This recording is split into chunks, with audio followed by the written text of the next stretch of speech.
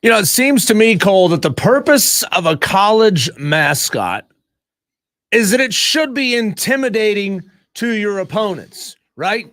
There's a reason why you want to go face the Lions, not the Snuggle Bunnies, right? Oh. Like, because nobody's going to be intimidated to go face the Arizona State Snuggle Bunnies. So you pick a cool mascot. You pick something with gusto. You pick something with a little bit of a mystique around it. Maybe your team anthropomorphizes, takes on a couple of traits of that mascot, and then your opponents start to build up a fear of that team, built up over decades. Some of them, though, fall vastly short of that. There's a handful of crappy mascots across college athletics. Yeah. And we're here to talk about that right here, right now, in the very first segment of Wire to Wire with Diesel and Cole Bryce. And this is the very last time, Cole, our very last day of silly season, talking with no actual football, because tomorrow we'll have real games to discuss. No more silly season. No more silly. More Never. sillies for Never us. going to be silly again. So we can't talk Gamecock Never football gonna anymore, silly right? again. No, right. Sorry. Yeah.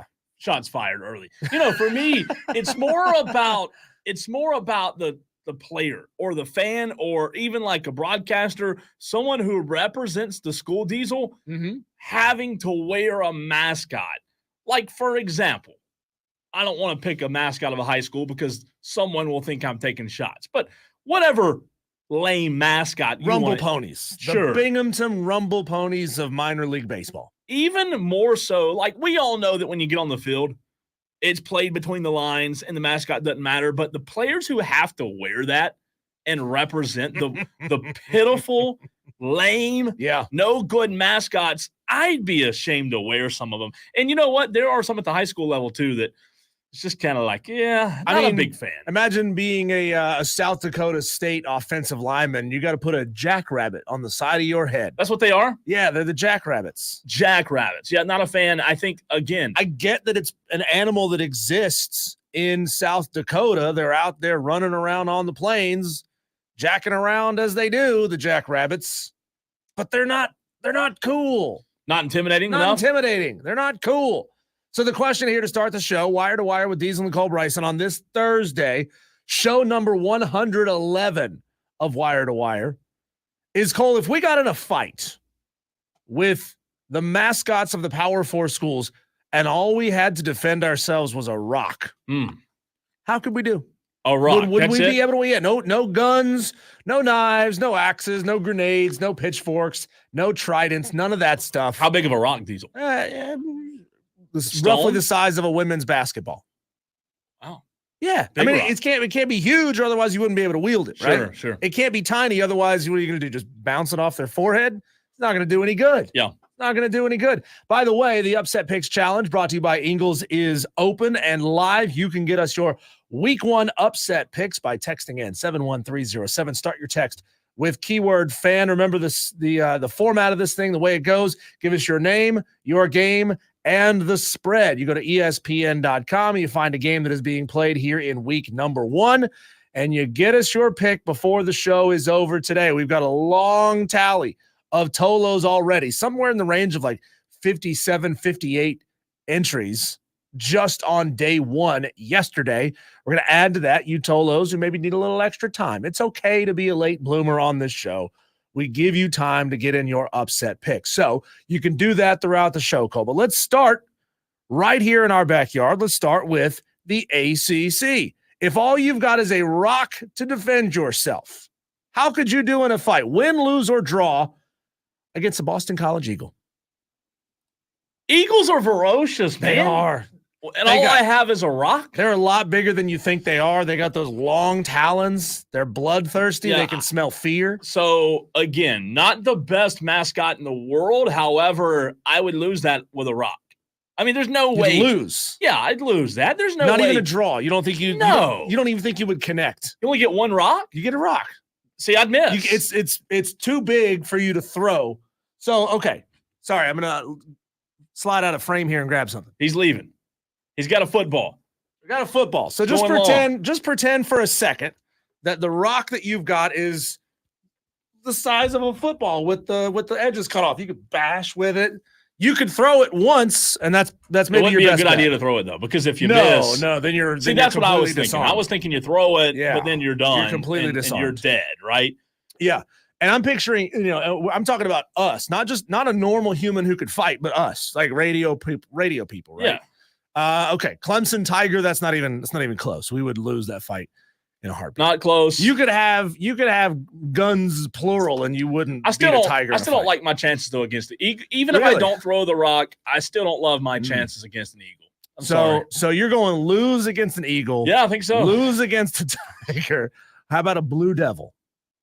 What is a Blue Devil? A Blue Devil. I mean, it's like that's blue. It's like a demon, probably with like ice powers or something. Yeah. There's no chance you lose with that too. What are you going to do with a rock against a Blue Devil? How about a Seminole Indian?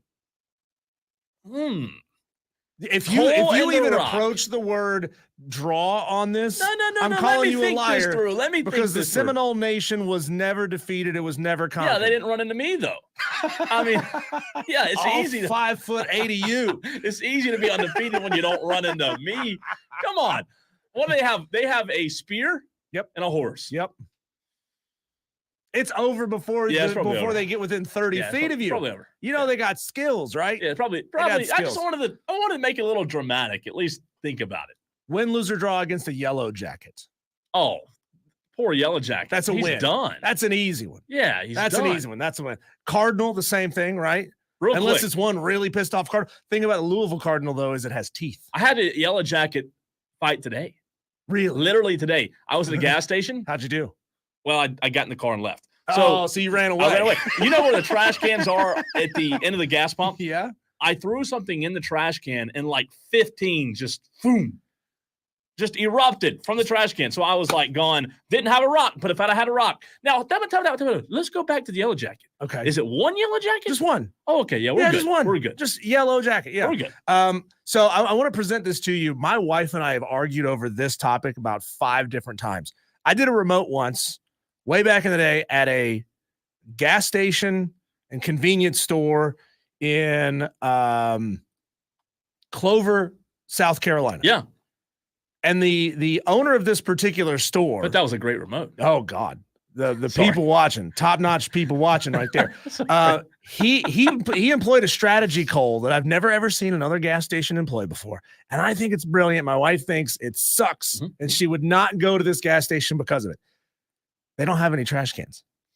They don't have any trash cans because the owner of the store said that he was going outside to change the trash bags 5 or 6 times a day because people pull up to the gas pump and they think, ooh, I'm going to just empty out my car of trash. I do that all the time. And he said, no more, not doing it. He's got a dumpster. It's a small convenience store, right? Small parking lot. He's got a dumpster like 30 feet away.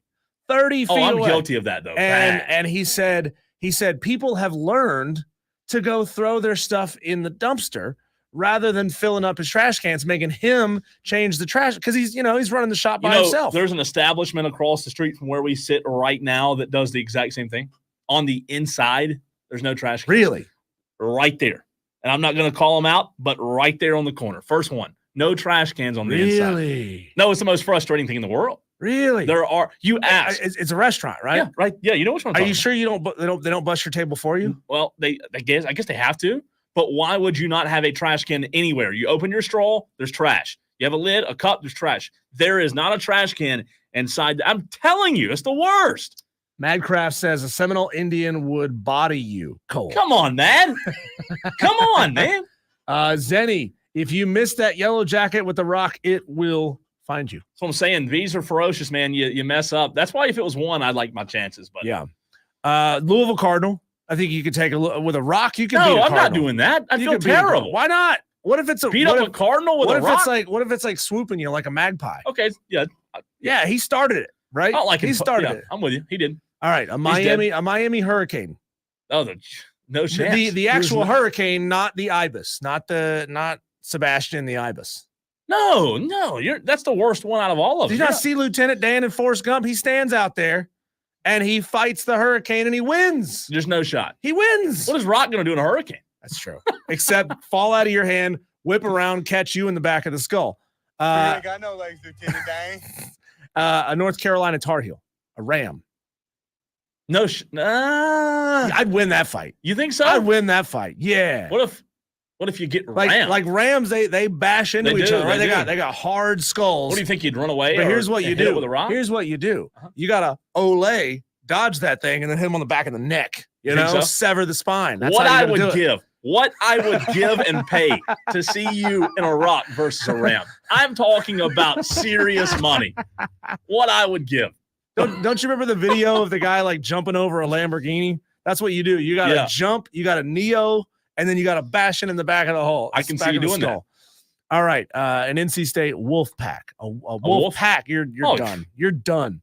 I've seen The Gray. Have you ever seen The Gray with Liam Neeson? At the end of that movie, it's like a survival movie.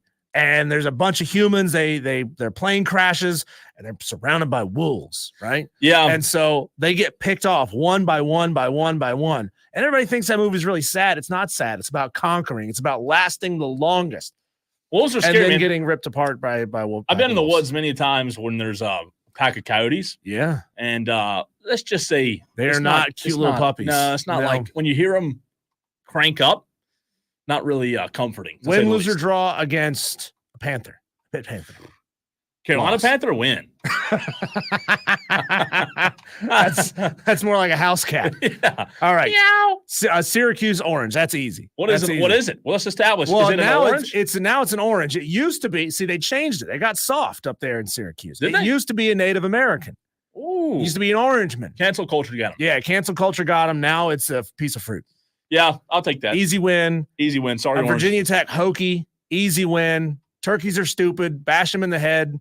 Throw them on the grill. Everything's going to be fine. Yeah, but I tell you what, man, those things can be. I'd still take my chances. How about against the Virginia Cavalier? No, you're dead, right? A mounted swordsman. You got swords versus a rock. Yeah. All you didn't give me much ammunition in this fight. How about a Wake Forest Demon Deacon? Explain what that is. Well, the guy in the plush costume is just like he looks like a Baptist minister. Oh, he didn't have or swords? like a deacon. No, he doesn't have a sword. Oh, there's nothing violent about it? No. Oh, I thought they did. I don't know where the demons come from. I'm thinking Cavalier. See, somebody, if we have any Wake Forest we have any Wake Forest alumni in the audience, can you justify how that works? A demon deacon, right? So a deacon is high up in a church, right? Is a high up member of a church. Sure, it's a big deal, big wig. Yeah. So it was like, but you're also associated with the Baptist church. So are you an evil deacon? I don't know. I've never, because there's nothing about the Mr. Peanut guy that comes out on the motorcycle at Wake Forest games that says there's nothing scary about that guy. So here you go. What is a demon deacon? The history of the demon deacon blends tradition, sports, and religion. It goes back to the roaring 20s when a school reporter gave the football team the nickname Demon Deacons after a devilish win over the Trinity Blue Devils, now known as the Duke Blue Devils. Didn't know that either. At the time, Wake Forest was the only college in the state without a mascot. Diesel, 1941, Jack Baldwin took on a fraternity brother's dare and dressed up as he thought an old-time Baptist deacon would, top hat, tuxedo, carrying a black umbrella. The football crowd loved it, and the tradition was born in 19. That's so stupid. It is, but I kind of So like stupid. the look of it, though. In 1980, the demon deacon evolved into a complete costume with a large deacon. The mascot itself, I like it, like the way it looks. It's funny looking. Demon deacon sounds cool, but that's just like it's surface. It's so shallow with what it is. Yeah, like you try to make sense of it, and you're like, I tell you, I don't love it, but I don't hate it. There's a lot of other mascots that I would put worse than a demon deacon. Okay, we're gonna go through. So I'm the gonna SEC. go win, by the way. We're gonna go through the SEC quick. So all right, so we think we could beat a Yellow Jacket, a Cardinal. I think I could beat a Ram. No shot. And an Orange and a Hokie. And like the demon deacon, if he's a deacon of a church, he's probably a nice guy. He's been taught to be nonviolent. And you're gonna throw a rock at him. So I'm gonna throw a rock at him and I'm gonna kick his ass, knock his ass out. So that's like 5. I think I could get like 5 in the ACC. You're feeling good about yourself. Yeah. I'll go 4. I'm gonna go quickly down the Okay, SEC, and you just kind of shout it out if you think you could win one with a rock. A Crimson Tide, like an elephant. No chance, right? No chance. A Sooner, which is like a prospector back in the day, rolling around on a covered wagon. Yeah, I think so. You can get him. I think I get Longhorn, no chance. No chance. A Volunteer, which is like a frontiersman. Yeah. No way. Those dudes were tough. Were they? Yeah. A Volunteer. Yeah. They sound soft. They sound Sound like Charmin. Yeah. Come on. They're just happy to be here. Bulldog, yeah, that's easy. Like Bulldogs are fat. They just can't exist. breathe. Yeah, I agree. Come on. Come on. Uga is the I couldn't do that to a dog. I feel most like John looked Wick. after dog in the state of Georgia, and he's got to lay on a bag of ice just to not die in that Georgia heat. Tiger, no chance. Gator, no chance. Oh, come on. You don't think I can stack up against a Gator with a rock? What is a Gator going to do? Snuck up behind it, maybe. A Gator doesn't present. It's just going to bite your leg off and then death roll you into the swamp. The tough skin that they have. It's not even called skin, I know, but whatever the texture. A rock would do nothing, so I'd give you the win there. I mean, if you could electrical tape its mouth shut first, and then you could get it. This got dark. Beat the crap out of it. Jeez. An Auburn Tiger, no. A Texas A&M Aggie, so like a Texas farm boy. Here's a good question for you, since you lived in Texas for a while. Mm-hmm. A Texas Aggie. I still don't know what an Aggie is. It's a farm boy. No. Yeah. No, I'm saying no in terms of not disagreeing with you. Razorback, no. That's a hog, right? Yeah. No. With the big tusks, not with no the way. rock. An Ole Miss rebel, so like a Confederate soldier. Beginning of the war, no. End of the war, yes, because they're real like emaciated and tired and worn out. Missouri Tiger, no. South Carolina Gamecock. For sure. You think so? No, really? Well, the Rock Gamecock fans, are you going to take that because this is a fighting chicken? Okay, fighting chickens. They put spurs. They put little metal spikes on its ankles. God, and then you could dress it up. No, that's what's in the logo. That's what's in the logo. Well, if you give the Gamecock a shotgun, yeah, it's gonna win. Come on. No, it's got spikes on it. Dude, I think I will peck your eyes. I'll take its beak off with a rock. Yeah, I'd take it. You think so? I take it. Yeah, I take it. A Kentucky Wildcat, no chance. Mississippi State Bulldog, yep. Let's stop with these dogs. Are you picturing it right now? It's awful. No, stop picturing it right now. Oh, God. And then a Vanderbilt Commodore. What is that? That's like a naval officer. No, you'd get your butt whooped. You get your butt whooped by a naval officer? Yeah. Wouldn't I? Probably. Yeah. You? Of course. Yeah. But like an old-timey naval officer, like wooden boat naval officer.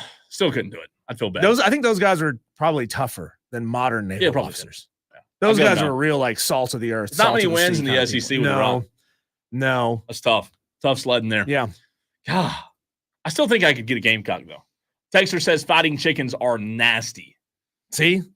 I mean, I don't know, but you're bigger than it. Like, what is it going to do? Peck you to death? I mean, if you could use that rock, and here we go, I'm going to get the football again. Yeah. I'm just going to pretend for a second. I wish we had like a rubber chicken in the studio. If you had that rock and the chicken was like coming at you, charging at your face, Cole, full speed, 3 miles an hour, I'm sure. And you had that rock and you could just wham, bash it on Cut the its head off. skull, you're done. Like, I mean, you won the fight. Yeah. I think I But could. if you miss, Cole, you're done. You're done. You're screwed. All right, high school coaches spotlight interview. Next, it's Eric Nash, St. Joseph's Catholic School. He'll join us on the other side. St. Joe's has a big game tomorrow night against the Chapman Panthers, all on the Fan Upstate.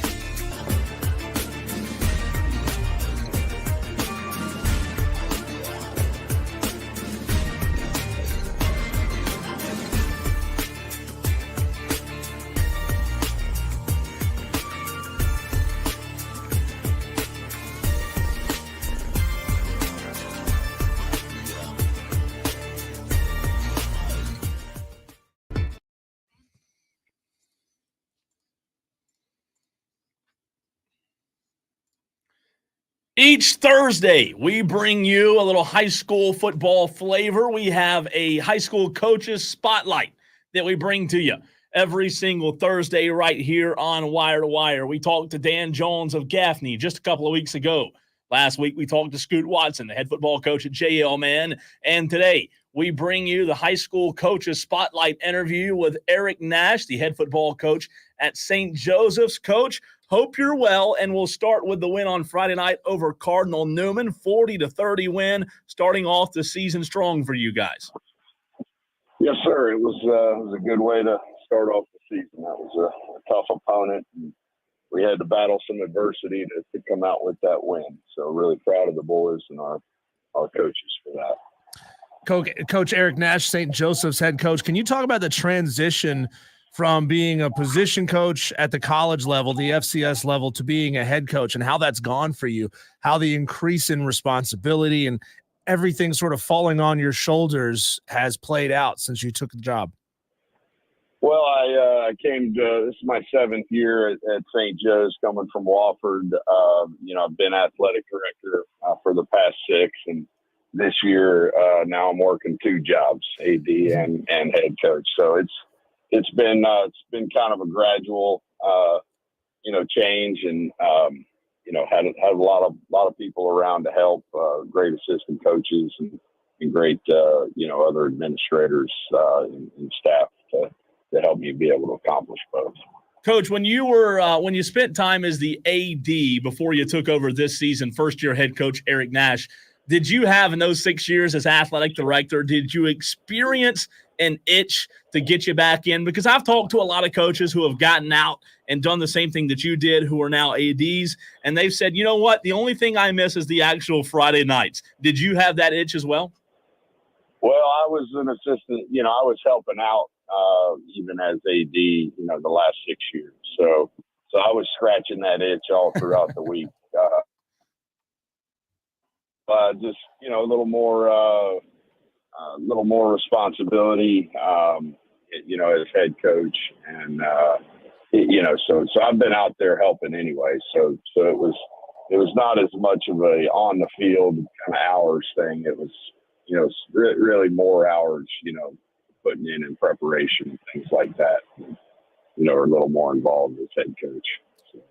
Coach Eric Nash, St. Joseph's head football coach. Your predecessor, Chris Goodman, found quite a bit of success while there at St. Joseph's, 30-9 in his tenure.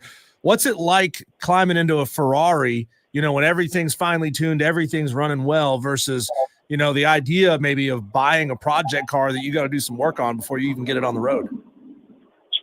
Well, when I first got to St. Joe's, the first thing I did football-wise was hire John Wheeler, and who we coached. And I coached him when he was at Wofford. We played together and all that. So we both kind of helped get this thing rolling. And probably when we first got here, it looked more like a Pinto or a Gremlin, to go old school. And so, over those 3 years with Wheeler and most of our staff that's still here, we started getting rolling, and and then John left to go to Hammond, and he's kept it rolling down there, and Chris came in and did a fantastic job as well, and even building on that success. So, this year we've got the additional challenges of moving up to 3A and having an all 3A and 4A schedule, plus Cardinal Newman is a good team. And, it presents some more challenges, and, we're going to take those head on. He is the head football coach at St. Joseph's High School right here in Greenville. Coach, how much influence from the offense that you knew and coached at Wofford, how much influence did that have on the offense that you guys run now? And for those that don't know, talk about what you guys do offensively. Well, we run the same offense we did. I've spent my whole career as an offensive coach, played offensive line at Wofford, had a great high school head coach, Danny Cronick, down in Georgia, running wing T stuff. We go to college and we run triple option, midline option, plus wing T, principles as well. And then I coached it there for 15 years. So, it's all I know. And, Coach Ayers taught me a lot of things, but one of the things he taught was, whatever you put your hand to, do it the best you can and try to do things and be good at something, or great at something rather than, try to do something you're not. And, we've got great kids but we don't have 6'5", 300-pounders and guys that run 4.3s. So if we try to pretend to be that, that's going to be tough. So, Coach, when coaches are hired at the NFL level and at the college level as well, talking heads love bringing up defensive-minded or offensive-minded head coaching, like their background as a player or as an up-and-coming coach really dictates the only type of concepts that they can master. But the modern coach, we all feel like, has to be so much more in tune with every element of the game. When you hear that argument, do you like roll your eyes a little bit, or do you still find that to be somewhat true? I guess if you're asking, why we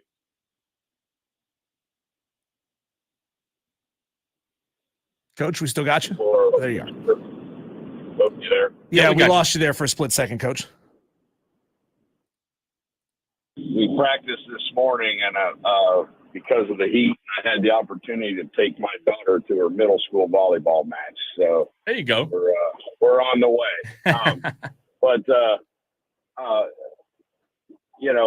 We run this offense. It's what we know, but it's also what we feel is going to give us the best chance to compete.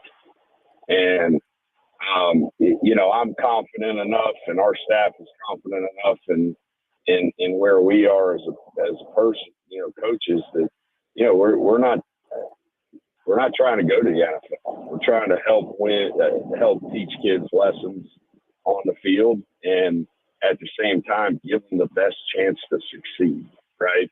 And so with what we do, running the option and running the ball 80% of the time, we feel gives them the best chance to win, and the best chance for us to be successful. So, that's okay by me. Coach, a big matchup this Friday night, tomorrow night for you guys at St. Joseph's at Chapman. Talk about what you know, what you've seen on film about this Chapman team and what fans can expect tomorrow night between St. Joseph's and the Chapman Panthers. Chapman's a great ball team, right? They've won a lot of games. They're one of those schools around that's consistently, really, really good. And so it's a great opportunity for St. Joe's. And, we know it's going to be a dogfight. And, they got a good scheme, offense and defense, got great players. And, but we're going to come and we're going to compete and try to do what we can do to hang in the game and maybe give ourselves a chance to get it at the end. So, we're excited. I actually live in Hendrix, so it's a home game for me. And, really looking forward to the opportunity. I know our boys are too. Coach, you talked about the transition up from 2A to 3A. What have you found so far to be the biggest challenge there, be it resources, just the size of the kids that you've got on your roster, the amount of depth that you have on your roster? What are you seeing is going to be that biggest challenge over the next couple of weeks or even maybe the next couple of years? Yeah, I think it's all of the above, right? We have 32 kids on our varsity roster, right? Chapman will have like 48, right? So they've got a whole nother team on the field, right? So size, but we've always kind of had that challenge, even in 1A. And so, I think the depth is potentially, could be an issue, but, for us, it's how do we find ways around that? I think, we're probably going to have to save our guys a little more during the week to make sure they're, as good as they can be physically on Friday night. And just like today, we had to shake and bake, and we don't start school till 9 on Thursday, so we were able to pivot and get our walkthrough this morning. If we did it this afternoon, it was probably going to be in the gym again. So, just find ways. Hey, Coach, my last question for you. We're talking to Eric Nash, the head football coach at St. Joseph's. Coach, you talked earlier about the multiplier rule, bumping you guys up from 1A to 3A. As a now head coach, you were an AD and an assistant coach. Are you a fan of what the high school league did with a multiplier? No. I think it goes overboard. I think the league is trying, as a whole, is trying to cure a small problem, and did it with a chainsaw, right? And there's a lot of misconceptions. People think other people have great advantages, and I can't speak for everybody. We have advantages.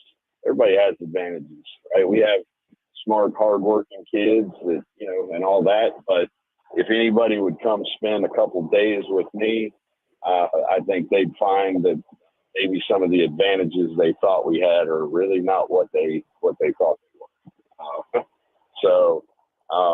And every school's like that. I mean, every school is going to have some advantages, but we all have disadvantages. And, is it fair? No, I don't think it is, but it is what it is. And so we're going to try to find a way to, be the best we can be. And, that's what I've told our coaches across every school. And, that's all I know how to do. Head coach of St. Joseph's, Eric Nash. Coach, we've been talking over the past day or so on this show about an issue that has really come to a head at another area high school over at Hillcrest, with some issues with a lot of extra photographers and videographers trying to be all over the sidelines. I'm sure some of them trying to create their own content for their social media pages. Some of them may be, filming their kids to try to get them more film to send out to coaches. I'd really be interested to get your thoughts on that as a former athletic director and now as a head coach on, is that an issue that St. Joseph's has seemed to face at any point so far? Do you anticipate that being an issue, and how do you think you'll handle it? Just so you know, I'm still an athletic director. Okay. Excuse me. But we've not had that problem. We've got a great, information staff, or at the school, including Bob Costello and Andrea Gray. They do a good job. We've got great photographers, been with us a long time. So anytime, we're fortunate to have that. And so if people want particular things like that, my first answer would be, I think the ones we got are doing a pretty great job. So, but no, and we've not had to deal with that. And honestly, I hope we don't have to. Coach, we appreciate your time, man. Great stuff as always. We look forward to covering St. Joe's the rest of the season, and we'll talk to you soon, Coach. All right. I appreciate it. Thanks for having me on. Absolutely. That's Eric Nash, the head football coach of St. Joseph's High School. Again, tomorrow they are on the road at Chapman. Eric Nash in his first season doing a good job starting off with a big win. When we come back, Cole, we're going to jump back into our upset picks challenge. We've got a handful of picks that have come in already today. We'll run through some of those. And for those of you Tolos who are just joining the show, those of you just coming out of hibernation, now that we officially have football back tonight, we'll run you through how this contest works and get your picks as well. That's coming up next on the Fan Upstate.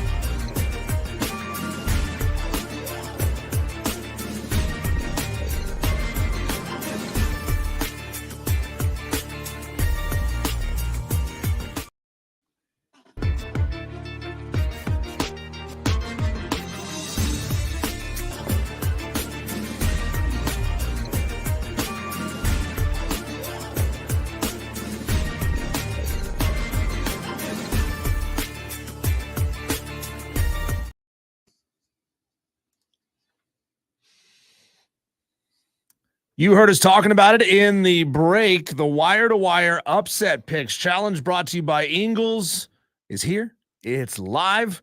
Get us your week one picks. Your week one upsets. 71307. Start your text with keyword fan. Give us your name, your game, and the spread. Now, some of you Tolos, which by the way stands for turn it on, leave it on. Some of you Tolos are brand new. You come out of hibernation. When college football season starts, you're like, oh, there is sports radio here. It's a in the new Upstate. guy. Yeah. Where'd the old guy go? Well, the new guys are here. It doesn't matter where the old guy went. You're just coming too. And that's okay. Some of you are just moving here to the Upstate. We know that a ton of people move here each and every year. So here's how this works. It is an upset picks challenge. The challenge is to pick a betting underdog to get the outright upset in a ball game. All you got to do is go to ESPN.com, find a game that's got a spread on it, and predict an outright upset. Now, this is a long contest. Obviously, This is week 0 plus 12 weeks of the regular season, plus bowl games, plus the playoffs. There's a playoffs. There's a lot of time between here and then to rack up some points. Everybody takes a different strategy. Some people just kind of do a fly by the seat of their pants. My wife would do it by picking the mascots. Oh, I like this mascot over that mascot. Probably not going to get her a Jersey lot of wins. color, yeah. Yeah, jerseys, which team has the nicer butts, whatever you look for, right? Yeah. Yeah. I mean, you can look at butts and be like, that team works out harder than the other team. Could you? So maybe you could look at it and say, oh, I like that team over that team because they clearly have stronger haunches or whatever. And again, when you say upset, for those maybe that just tuned in, they've got to win the game. Outright Win it. So, for example, I'm looking at the scoreboard for today's games, and Western Carolina is a 32-point dog against NC State. And you don't have to pick a game from today. You can pick a game from tomorrow, from Saturday. Are they playing games on Sunday? Yes. Playing games Sunday. There's one. They're playing games on Monday. Yeah. So you got a long time to pick. Monday's Labor Day, by the way. We're not going to be here. We're going to be back on Tuesday. So some of you Tolos, one Tolo Cole is going to wake up and text the show and be like, hey, where's the upset picks leaderboard? I'm like, bro, we're not even here today. I don't know what you're talking about. USC, LSU Sunday night. Sunday night, and USC, LSU. Boston College versus DJU on Monday. Wow. What if the DJU era started 0-2 for Florida State? It'd be funny, but would he get benched for starting 0-2? Probably so. You think so?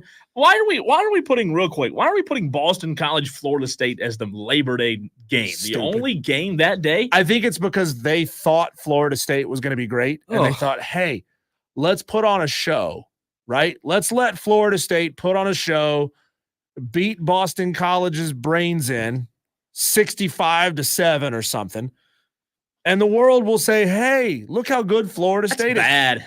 Maybe it's like we're sorry for screwing you out of the playoff last year. Here's a lot of primetime games. Essentially having 75% of your roster transfer out. I mean, do we really believe, not to re-adjudicate this, but do we really believe that if the committee put Florida State into the 14 playoff, that Tate Rodemaker, I think it was his name, the backup quarterback who threw for a ton of yards when he came in for Jordan Travis, and most of that team would have transferred away? No, some of them still would have. But if you're playing in the playoff, you're probably going to stick around, right? Playoffs. Yeah. So your job is to look down the list of all games that are being played this week, pick a betting underdog to get the outright win. Now, your strategy can be whatever it is you want it to be, right? You could go for a whole bunch of the 4-point upsets, or you could maybe stretch it a little bit, go for the 14, 15, 21-point upsets. Those are tough to come by. Tough to win, buddy. Tough to come by. So, and then sometimes people will go for the Hail Mary, right? They'll go for that big upset, like the, Murray State plus 49.5 over Missouri. Yeah, that's not happening, but it's not happening, but you can try it. More power. Yeah. So who was your pick again? I've already forgotten. My pick, I got to go back and find it. My pick was Wyoming That's right. Over Cowboys. Yeah, Wyoming over Arizona State +6 because Wyoming is always a tough, hard-nosed team. Now, Craig Bohl's not there anymore. Mhm. Craig Bohl has retired. He's moved on from Wyoming. He was kind of the coach that started that whole run at North Dakota State. Yeah. And then he took the job at Wyoming, took an FBS job at Wyoming. Tough place to play. And then he's since relinquished things to a new head coach, first-year head coach at Wyoming. But Arizona State's only got a second-year head coach, and they're playing a true freshman quarterback. So what's the spread on that? 6. So you're playing it safe. I like that. Yeah, I'm playing it. I mean, look. I mean, I'm also trying to think what could actually happen. It could. For example, Gold Rush took Clemson +13.5 over Georgia. Ethan Reed did. A lot of people are taking Clemson over Georgia, but I'm looking at I'm just trying to incrementally score points and kind of rack them up over the course of the season. I pick for week 1 of the Upset Picks Challenge was Boise State, Georgia Southern. Boise State is a 13-point favorite. I'm going Georgia Southern to outright win, knock off Boise. And what's their mascot, Georgia Southern? Eagles? Yeah, give me the Eagles. Sand Gnats. If that were to happen, I would be up 13 points because for those that have just joined the game or joined the challenge, if you didn't hit last week, you're still at 0. That's right. I'm still at 0. If you get a pick wrong, you lose a point, but only if you already have points on the board. So if you haven't gotten an upset pick right yet, you can't lose any points. You can't fall below 0. And if you don't make a pick one week, you lose 2 points. We have a new listener on the Facebook stream. Noel says, how do we enter the picks for the upset? You text in 71307, Noel. Start your text with the word fan. Again, that's 71307. Fan, you have to have your name, your game, and the amount of points. Your name, your game, and the amount of points. Texter says Clemson played Georgia Tech and Duke on the past 2 Labor Days. So here you go, Noel. If you, for example, if you wanted to pick West Virginia Penn State game, it's a very popular choice. You would text in 71307. Your text would read fan, Noel, West Virginia +8 versus Penn State, or Penn State versus West Virginia +8. We'll decipher it if you get the order. If you get the order wrong just a little bit, we'll decipher it for you. But we need your name, your game, and your spread. If you leave any piece of that information out, it is an invalid pick. And we have had we've had a couple of people, Cole, who haven't given us the correct picks today. No bueno. For example, Ty Duncan 864. Ty Duncan said upset pick Nevada +9. Who are they playing? Ty Duncan 864.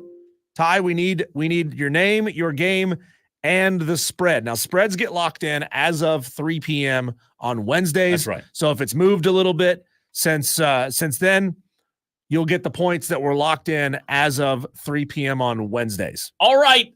It is time, ladies and gentlemen. We are diving in head first.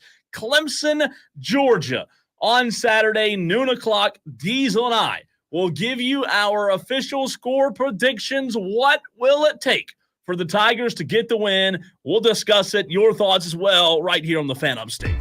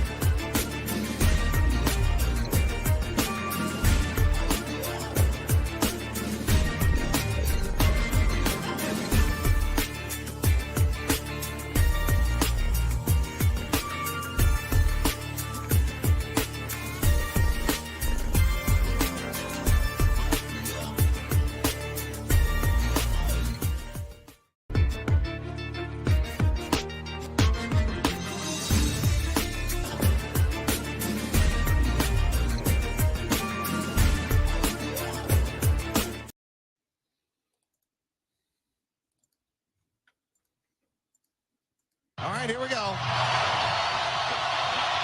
56-yarder. Does not have the leg.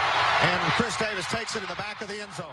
He'll run it out to the 10, 15, 20, 25, 30, 35, 40, 45, 50, 45. There goes Davis. Oh, my God. Davis is going to run it all the way back.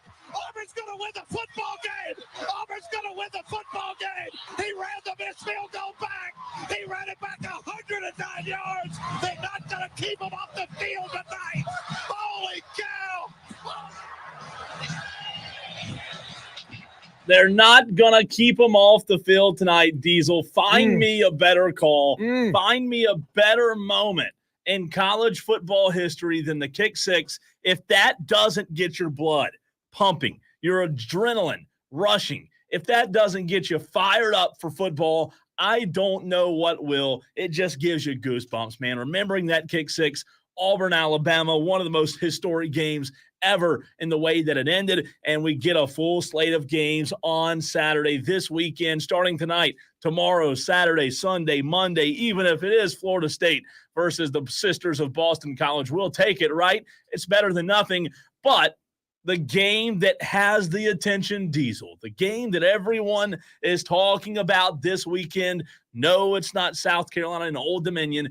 No, it's not Florida State, Boston College. Jackson State, UL Monroe. Good guess, but no, close, no cigar. It is Clemson, Georgia, noon o'clock on Saturday. You're excited. I'm excited. Hopefully it'll be a big game, a good game, and a close game, and let's get into it. Diving in, Clemson, Georgia. We'll discuss what it will take for Clemson to win the game. Diesel will also discuss in this segment, not good. What happens if Clemson gets boat raced? What's next for the Tigers? We'll talk about that, and we'll also give our official predictions on Clemson, Georgia. While we're doing so, you can get your predictions in right now, 71307. Start your text with the word fan. Again, 71307. Phone lines will be open. In a few minutes from now, 5 to 10 minutes or so, we'll open the phone lines up. 844-FAN-PHONE, 844-326-6663. What is your Clemson, Georgia prediction? Go. Do you want to start with our predictions, or do you want to start with the boat racing Diesel? I'll let you pick. Let's start with boat racing first. You want to go negative on the boat racing, but it's okay. Let's get that out of the way. I like it. Let's get the negative out of the way. So the first question, what happens next? What's next for Dabo Swinney? What's next for the Clemson Tigers? If Saturday by 3 o'clock, Diesel, let's even call it 2 o'clock, the nation is no longer tuned in to Clemson, Georgia. Georgia has put a whooping on the Tigers. They've boat raced them. We then have to ask the question, what happens next? Has this shown, if Clemson were to get embarrassed, is this the ultimate sign that Dabo Swinney cannot compete at the highest level? Diesel, I'll let you go first.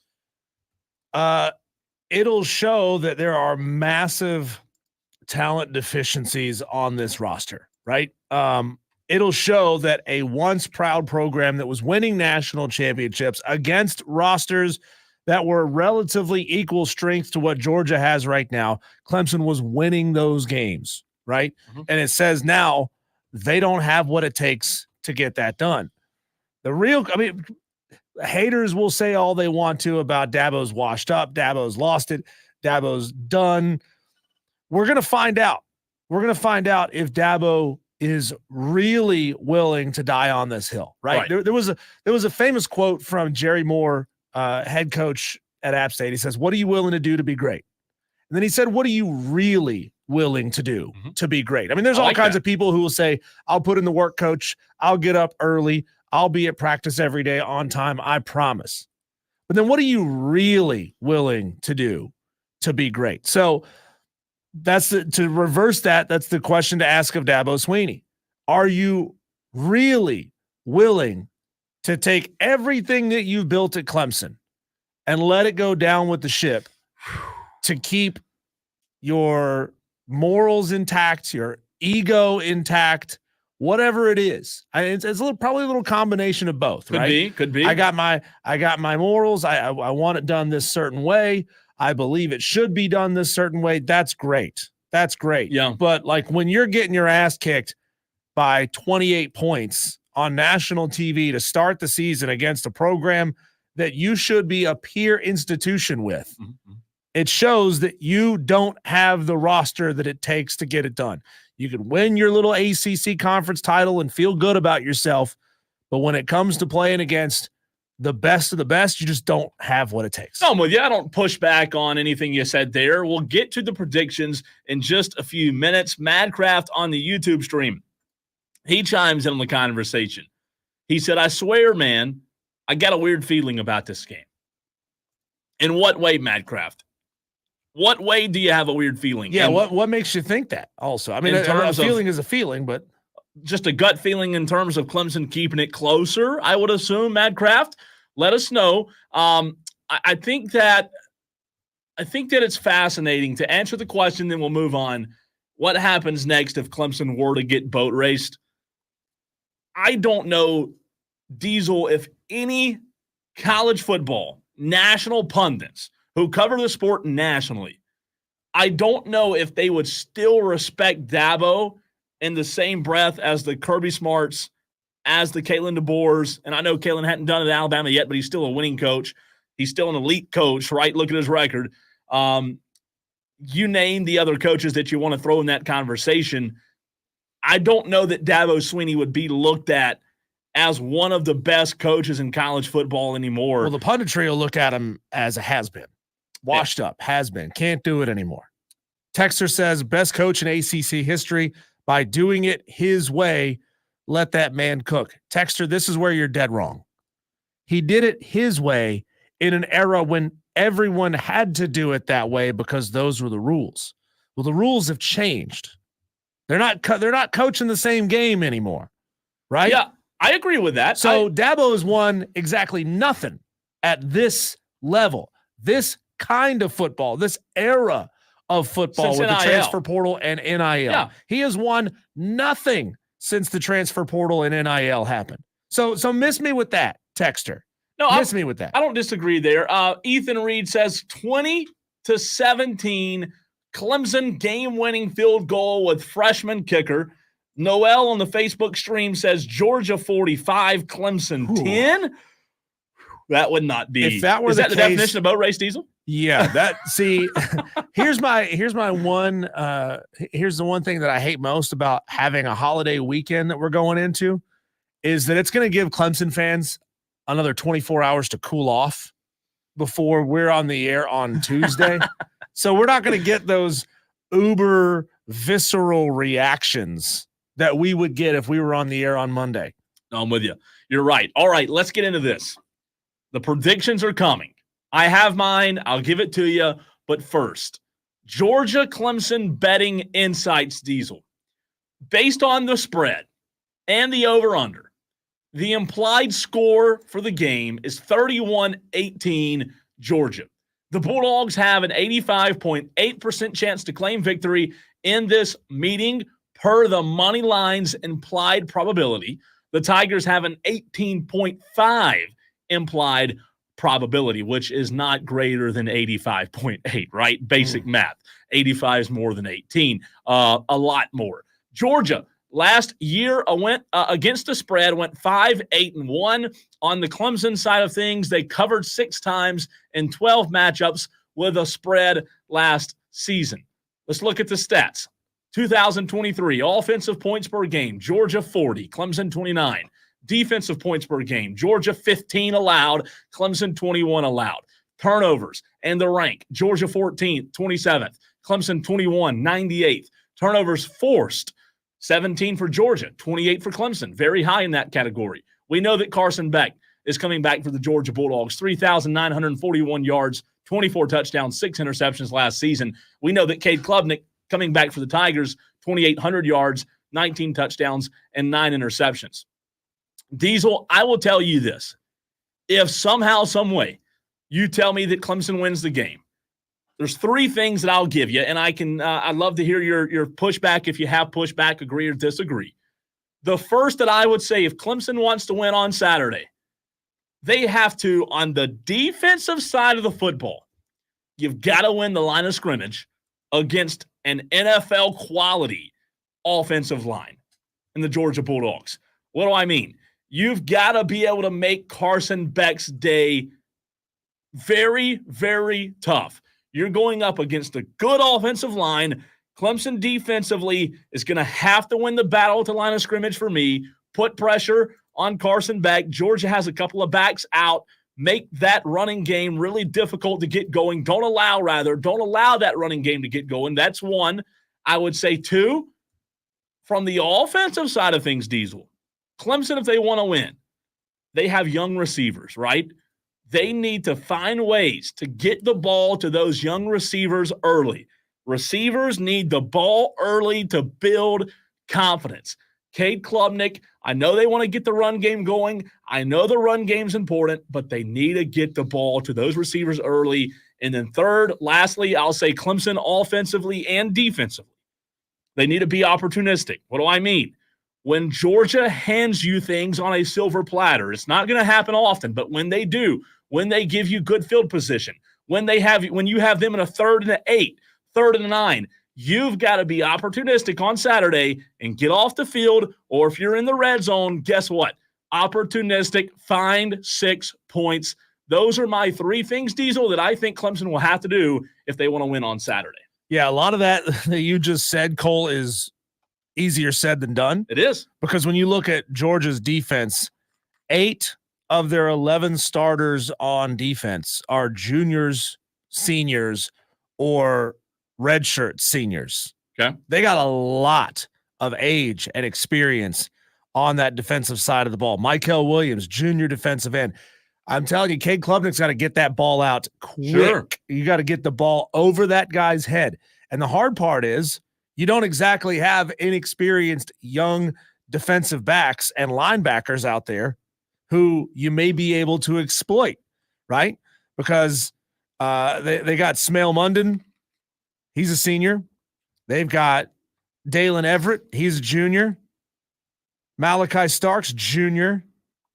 Dan Jackson, redshirt senior. A lot of experience all over that field. So Cade Klubnik is going to have to play a virtually perfect game to stand a chance. And that's going to be tough, Diesel. You talk about easier said than done. Exactly. That is the definition of easier said than done, right? Him playing a perfect game. Is it possible? Sure. Is it going to be an uphill battle? It absolutely will be. You can continue to get your thoughts in, 71307. Start your text with the word fan. Here's where I'm going. And then I'll get your reaction as well as the reaction from our Tolos, our audience. Turn it on, leave it on. Turn on, leave on. That's what you are, Tolos.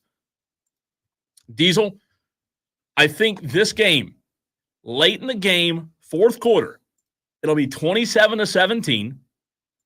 Georgia leads 27-17. That is a 10-point game. Clemson fails to be opportunistic, like I said, to cut it to 3. Georgia scores in the 4th. The final score of the game, they go up 34-17. It was a 10-point game late. Clemson was in it. 4th quarter, they felt like they had a chance. Maybe Georgia gave them an opportunity to do something, to move the ball into the red zone. Clemson failed to do so. Georgia scores, goes up 34-17. No one scores after that. That is my final, 34-17. Georgia on top. That means Diesel, Clemson does not cover. You love it or hate it? I don't hate it. I don't hate it at all. My prediction, Cole, is that Clemson has this thing around 14 points going into the 4th quarter, down 2 scores. Cade Klubnik now, as time is starting to run out, realizes he's got to press. He's got to try to fit that ball into some tighter windows, right? Maybe he gets a little bit of happy feet. Maybe we see a little bit of that Cade Klubnik that we saw last year when he was told to run the ball up the middle on a quarterback sneak, but he changed his mind at the line of scrimmage, and we all know how that one went. So 4th quarter, Clemson down 14. Cade's got the ball. Clemson's got the ball. Cade throws a pick, maybe even a pick 6. Georgia goes up 21. Maybe they tack on another field goal after that. But I see a 3-touchdown difference, maybe even 3 touchdowns and a field goal in this one. I think it gets a little bit ugly, at the end of the game. And, man, the pundits are going to have a field day with this one next week. And your score was what again? I didn't give an official score. Official. No, I didn't give an you official score. You say 3 to 4 scores? Yeah, I gave I'm saying 24 points is the difference. Gotcha. So official score, I'm not great with the math here. I'm going to say 14-38. Well, we're 38-14. You and I wouldn't be terribly off because I have them losing by 17. 34-17 is my final. Again, I said I think Clemson will be down 27-17 late in the game. Georgia scores to go at 34-17, and that's where it goes. Mike Main says Georgia wins big. Clemson will be lucky to score 28. Mike Main, I want to let you know we did get your text for your upset pick challenge. I know you were asking about that. We did get that. Texter from the 499 Diesel says, I hope it's like the 2012 Chick-fil-A Bowl. Texter 423 said, thanks. That's why y'all make the big bucks. 420 says, I agree with Madcraft. I'm sorry, 201. I agree with Madcraft with everybody saying Georgia is going to win. I got the feeling that Clemson may win by more than expected, says Bobby. Ooh, Bobby going bold there. Ty Duncan getting his upset pick in. Brendan Burnett doing the same. Texter says, hate to just give hard truth. Dabo's days are numbered because Georgia is going to beat them bad. Noel on the Facebook stream says Georgia's defense is going to have a field day on Saturday afternoon. Madcraft chimes in once again and says Dabo is 12-1 against the spread being 5+ underdogs, 5-point plus underdogs. Virtually 100% of people believe this won't be close. That feels to me like we can expect some surprises. T Swizzle says Roy Bus baby, Dabo 13-1 as a dog, more than 5 points, and we ain't been dogs much. Only thing is, Diesel, I'll say about Madcraft's comments, 100% of people believe this won't be close. That feels to me like we can expect some surprises. In football, sometimes you do have those surprises, but I don't think that what we're looking at this Saturday is a case of one team being better than the other, simply put. Now, can upsets happen? Sure. We saw one last Saturday, right, with Florida State and Georgia Tech. But I do believe sometimes we make too much of everybody being on one side because at the end of the day, Georgia's way better than Clemson on paper. I know the games aren't played on paper, but I think you said it a couple of weeks ago. They're better at every position. Right. They're better at every position. They've got better Jimmies than Clemson has Joes. That includes the offensive lines and defensive lines. That includes skill position. That includes quarterback. That includes coordinators. And arguably, that includes head coach. So when they're flat out better than you at everything, getting some feeling maybe just to me feels like a little bit of a contrarian pick. I think it's a stretch. And I think you're right. I think it is a stretch having a feeling. A gut feeling is fine. A gut feeling's okay to have, but what is it based on? Everything we know tells us that Georgia's the better team by far. The defensive statistics from last season, the offensive statistics, points allowed, turnovers, everything points to Georgia winning and Georgia winning comfortably. Can upsets happen? Can teams have a bad day? Absolutely. But Diesel, how often has this Georgia team had a bad day?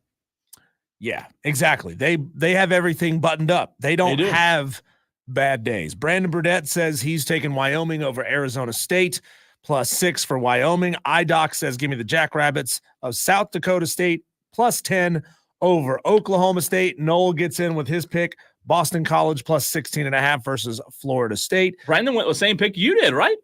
He did. How about that? He did. Chase says he wants Akron +48.5 to beat Ohio State. Wow. Chase. I mean, you hit on that, Chase.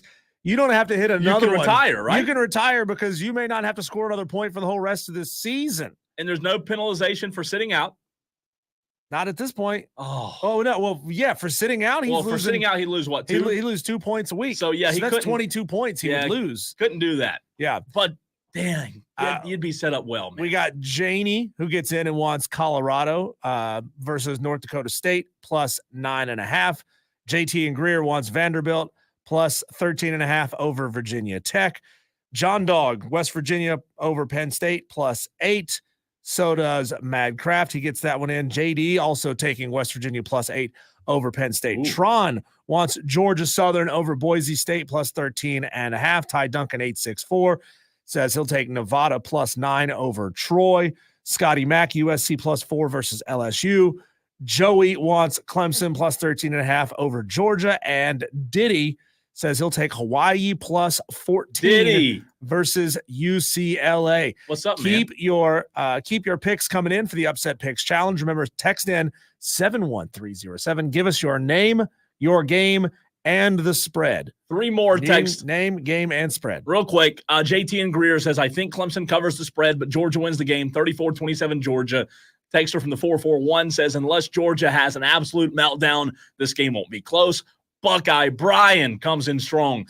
Fan, Clemson wins 28-24. Interesting. Very interesting. When we come back, there's been a lot of roster moves at the Carolina Panthers facility, cut downs on Tuesday, a lot of camp notes and things to go over as well. What's happening with the Carolina Panthers as they are a week away from officially taking the field? We'll get to that next, right here on the Fan Upstate, 97.7 FM in Greenville, 97.1 FM in Spartanburg, and everywhere you are on the free Odyssey app.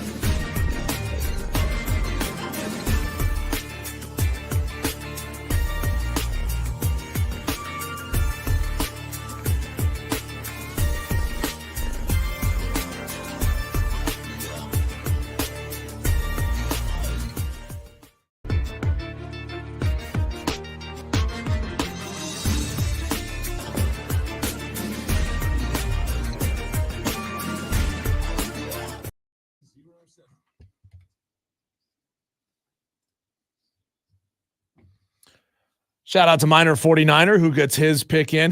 I like that name, Minor 49er. He's taking Western Carolina plus 32 over NC State. I like the pick, though. Bold choice, Minor 49er. I have a chance you're still going to be sitting at 0 after this week, but that's okay. You don't have any faith in the Catamounts, Diesel? You don't have anything to lose, really, by making that pick. If you hit, you have everything to gain. If you don't hit, you're going to be fine. The Cullowhee Catamounts, The right? Cullowhee Catamounts. Is that what they are? Yeah, the Cullowhee Catamounts. What is a catamount, by the way? It's like a bobcat. How'd you get so good at knowing mascots? Did you study this in college, mascots? When I was in college, I went to an FCS school. I'm good at FCS You mascots. are at mascot games a lot better than me. I'm solid. Mascots, obscure movie quotes, especially movies from the 90s and early 2000s. A lot of pointless BS. That's what's stuck in here, right?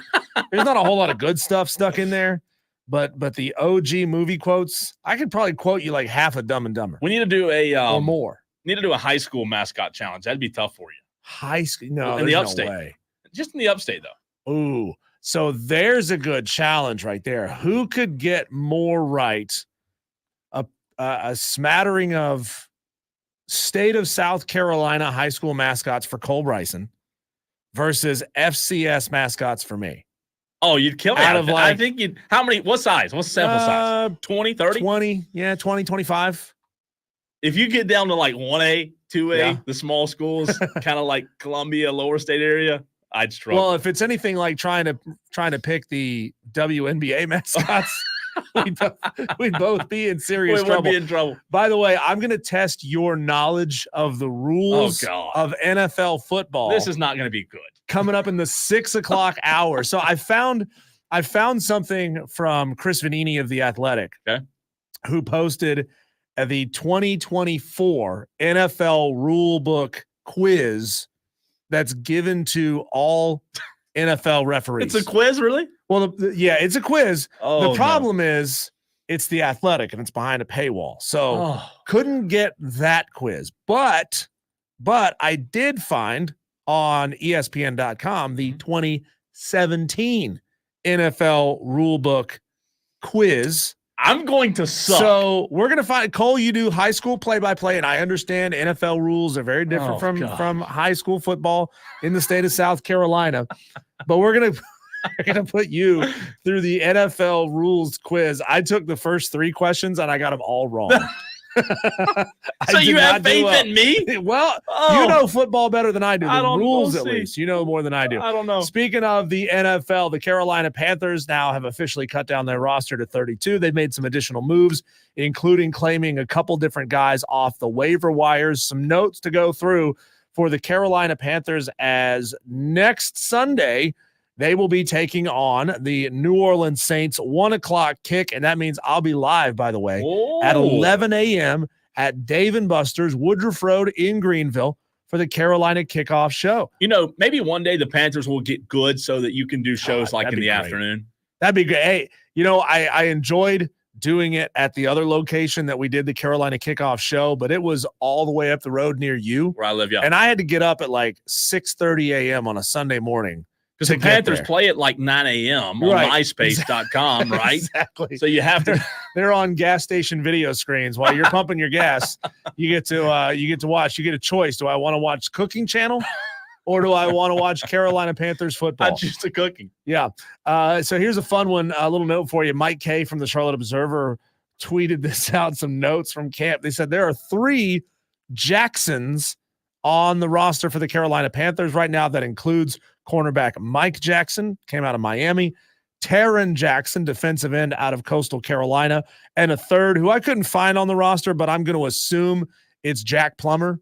Maybe his full name is Jackson Plummer, but he said if they added 2 more, they'd have a Jackson 5. Ooh, hard-hitting observations from Mike Kay of the Charlotte Observer. He's a great reporter, and I love that. I love that he threw that little nugget at us. But veteran tight end Jordan Matthews was brought back to the 53-man roster off the practice squad. He is 32 years old. At this point, it looks like he's going to be a depth guy as Tommy Tremble is out with a hamstring issue. Ian Thomas is dealing with a calf injury. And they brought in Felipe Franks from Florida. spent 3 seasons in Atlanta. They just had a rash of tight end injuries. It's really interesting to see the moves that the Carolina Panthers have made since roster cut down and over the past couple of days. They have spent a lot of time and effort chasing down tight ends. So that tells me, obviously, that Dave Canales really wants to feature that in the looks this year. I mean, if we're needing time for the young wide receivers to develop, and Adam Thielen is still going to be that guy, right? Ugh. Why not have a situation, Cole, here where you're going to be throwing a lot of underneath passes to tight ends and running backs, and also disguising that with Adam Thielen doing crossing routes over the inside. Dink and dunk? Yeah, a little dink and dunk. I mean, heck, we saw it a little bit in that third Carolina Panthers preseason game. I mean, we all know Bryce Young only played 1 drive in that game. He looked really good. We saw him move to his left and throw about a 15, 20-yard completion to his left, something that he kind of struggled with last year. But, it's clear to me that the Carolina Panthers are prioritizing tight end. And by the way, Dane, D-A-N-E, Dane Jackson. Dane Jackson. Third okay. Jackson. So Jack Plummer is not a Jackson Plummer. He's just Jack. Just Jack. And he's jobless Jack now, right? That's an odd choice. No, I think he's still on the roster. Did they sign him back? Yeah, that's an odd choice, by the way. Just to name your infant Jack. I thought you were going to say Dane. No, well, no, I knew somebody named Dane. I did too. Yeah, I did too. But no, like I mean, think about that. Some people are out there naming their child Bob. Yeah, they are. This is a 6-month-old. What's his name? Bob. Yeah, just Bob. Yeah, that's it's very original. Not a lot of effort there. I don't know why, but I just don't love this Adam Thielen in Carolina. Like, I know they have. He's the only thing they had last year. That's right. He is the only thing. That's kind of my point, though. Like, they need to be better than Adam Thielen being the number 1 guy. That's true. I just don't want. You saw it last year having to cover. They don't have any money though. They can't go out and sign any big names. Grief, Adam Thielen, is that your best? He was the number 1 guy last year.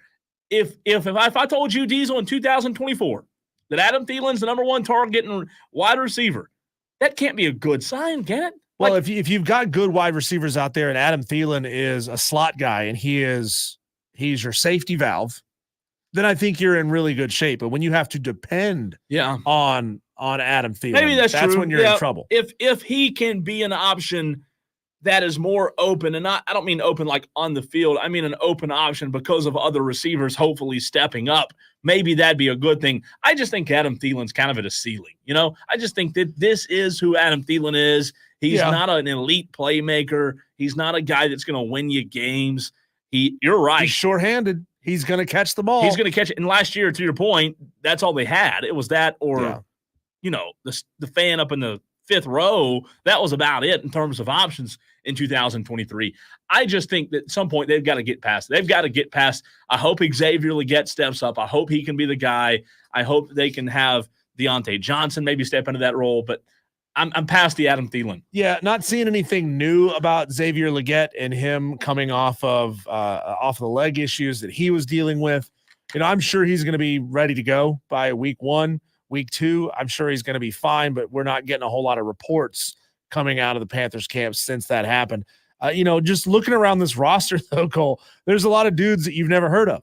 It kind of feels like watching the movie Major League at the very beginning. They're they're reading the newspaper report, all the names and the guys that are going to be on the roster, and everybody's looking around like, who the hell is that guy? Yeah, I've never heard of these guys. But hey, at least at this point, Cole, it's going to create a lot of opportunities for some of these young and less known players to stand out. And hopefully, if Dan Morgan is worth his salt, this is why you hire Dan Morgan, to get your contract situation in order, because the Carolina Panthers were paying way too much money for dudes who are over the hill or not even on the roster anymore. So they had no cap space. They had no money. They had no cash to go out and get anybody. So as these big time wide receivers were holding out or were wanting to go look at other opportunities, you couldn't even go talk to them. Yeah. Because you didn't have the money. So hopefully, you maybe see some improvement out of some of these guys, and you do a little bit of what the Atlanta Braves have done. You get some young guys who will emerge as stars, who will develop into stars that you're getting for a relatively small amount of money so that you can get back on the right side of this salary cap, because it is a problem for this Carolina Panthers It is. team. And I think in a few years it'll be in a lot better spot with the salary cap. And to your point about Dan Morgan, I think he's a good hire. I think he's a guy that can get this organization back on track. If he can be shrewd, that's what I need out of Dan Morgan. Well, be that's shrewd. true. And I also think that in the microwave society we live in, people expect it to be a quick turnover. Yeah. Here's the reality, and I'll end by saying this in this segment. The reality is that what the team looks like right now, with Bryce Young being the quarterback, may not be what gets you over the hump. And what I mean is, Bryce Young, am I saying he's not the answer? No. But when you look big picture, Dan Morgan, bringing in Dave Canales, can Bryce be successful? Sure, I think he can. But I don't think big picture, when you see this team reaching its climax, I don't think Bryce Young's the quarterback. I really don't. Wow. So you're saying stopgap. Bryce Young is a stopgap for a couple of years from now. They've also claimed 3 corners off the waiver wire. They claimed former Buccaneers corner Keenan Isaac, former Jets cornerback Shamar Bartholomew, former Washington corner Tariq Castro-Fields. They got outside linebacker from the Seahawks, Jamie Sheriff, and former Seahawks linebacker John Radigan, and the former 49ers guard Jarrett Kingston. To me, that says, especially with all the quarterbacks that they're bringing in, Cole, is they're not sure about J.C. Horn still. Yeah. They still don't think or believe that J.C. Horn has what it takes to be healthy all season long and to be CB1. Well, that's not a great sign. No, but it's not. It's reality. No, hey, it's real not. quick on the Sun Belt side of things tonight. I'm looking at something, Diesel. I need a Sun Belt opinion on this. Coastal Carolina tonight at Jacksonville State. Coastal's a 3.5-point underdog. I'm kind of liking, I don't know, for whatever reason, I'm looking at tonight's games, and I kind of like Coastal plus 3.5. So that's Jacksonville State, new to FBS. I think this will be their second year playing in FBS. Coastal Carolina now without Grayson McCall. Yeah, that's the They're thing, looking man. for a big-time step back for Coastal Carolina. This could be a good opportunity for Tim Beck to say, bag those narratives. We're still here. We're not going That's anywhere. what I'm saying. I might take Coastal in plus 3 tonight, man. I like that. If I was putting money down, I would pick Coastal Carolina. seems They like a still good got spot. dudes, right? Sure. You still got dudes. And if you're not 3.5 points better than Jacksonville State, That's what I'm thinking. come on. That program has no culture at that point. I'm leaning it. I haven't done it yet, but I'm thinking about cheesing it up a little. Coastal Carolina plus 3.5. Daily Wires, your headlines. What's going on in the sports world? We'll get to it next.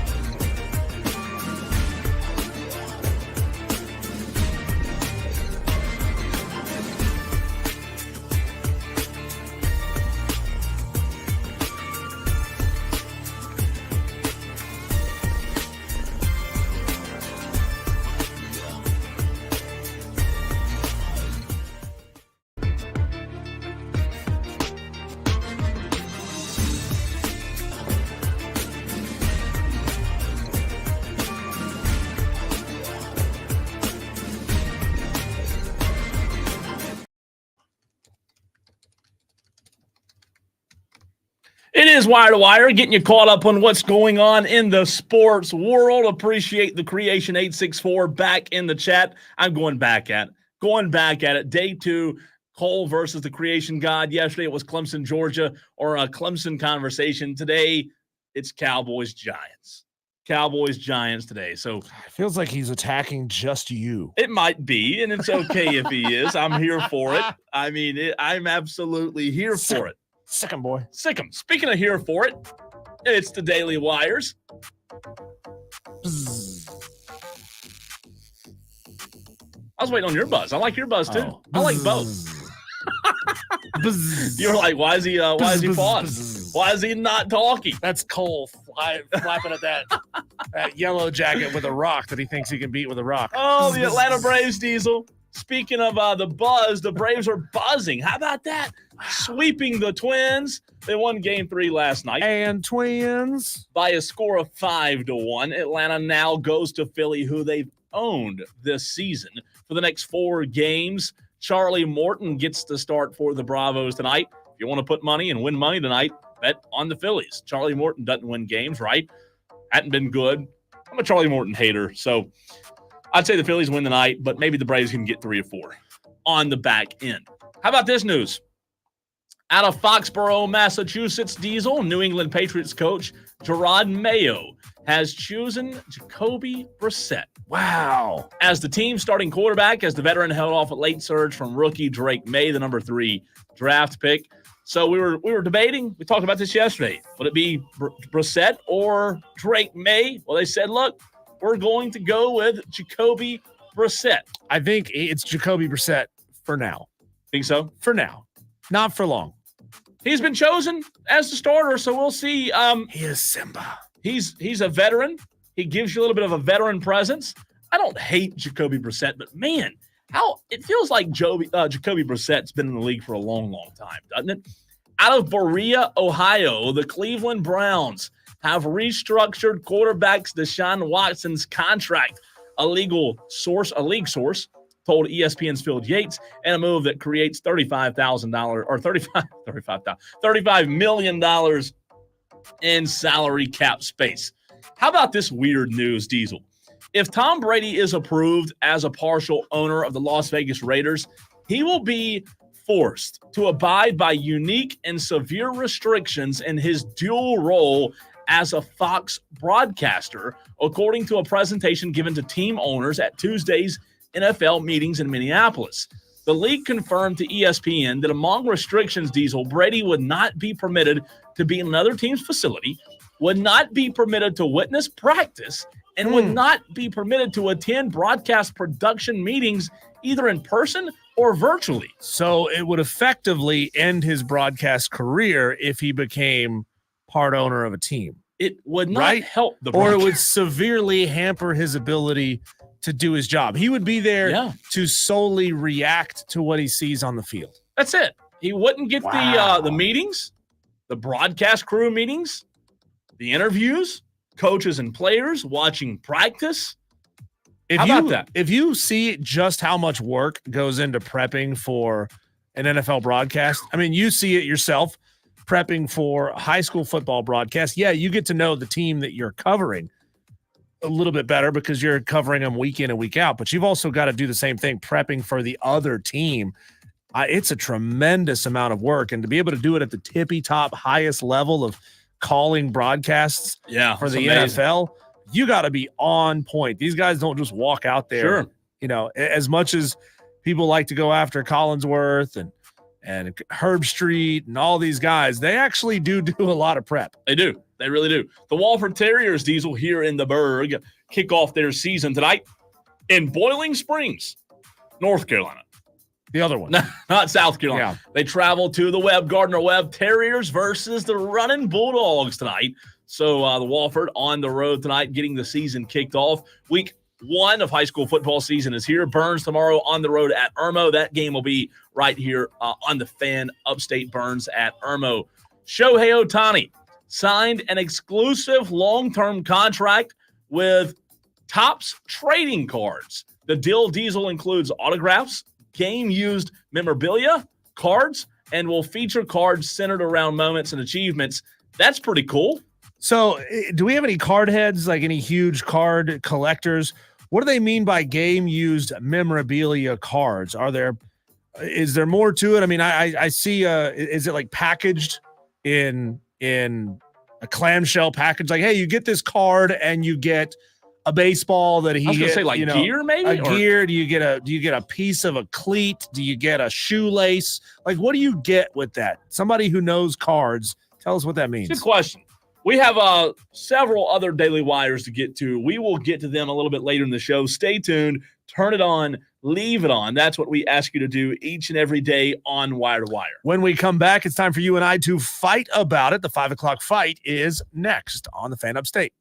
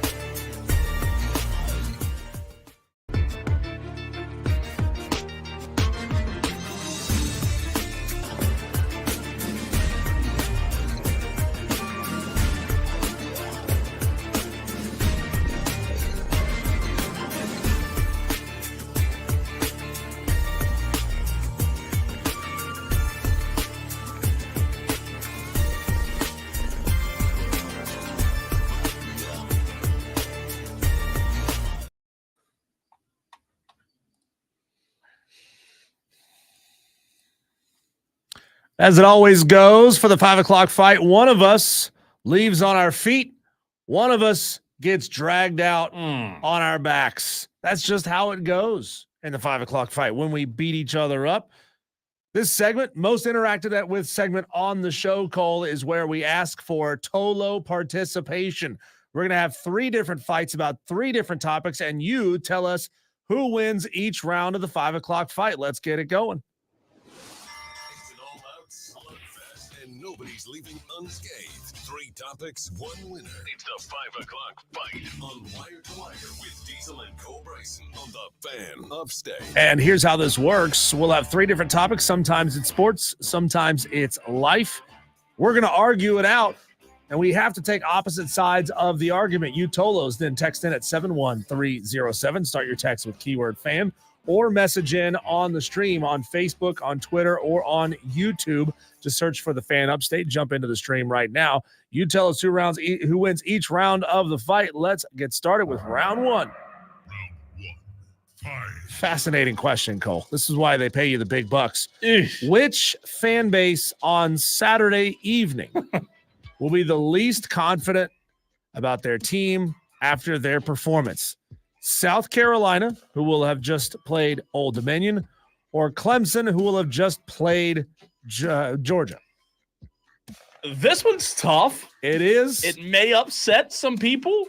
So you're predicting results and reaction to the results here. Well, I'm going to upset one fan base regardless, right? Yeah. There's a good chance of that. Clemson, Georgia, South Carolina, Old Dominion. Again, you're asking which fan base is the least confident in their team Saturday evening when both games have completed. I hate to do it. But I'm going Clemson. I'm going Clemson. I say Clemson is the one that's the least disappointed. I think South Carolina comes out on Saturday and covers the spread. I think the Gamecocks will be A-OK against Old Dominion. Clemson will be the fan base, in my opinion, that says, you know what? We didn't cover the spread. Are we really sure? Are we really confident that Dabo still can do it at the highest level in this new era of college football? What do we do next? Is Cade the guy?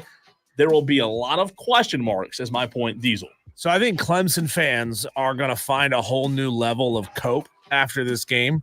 I think they're going to find ways to justify and say it's okay, even if they lose by 24 points. That's not good. Which is what I predict. I think they're going to lose by 24 points. So they keep it within 14.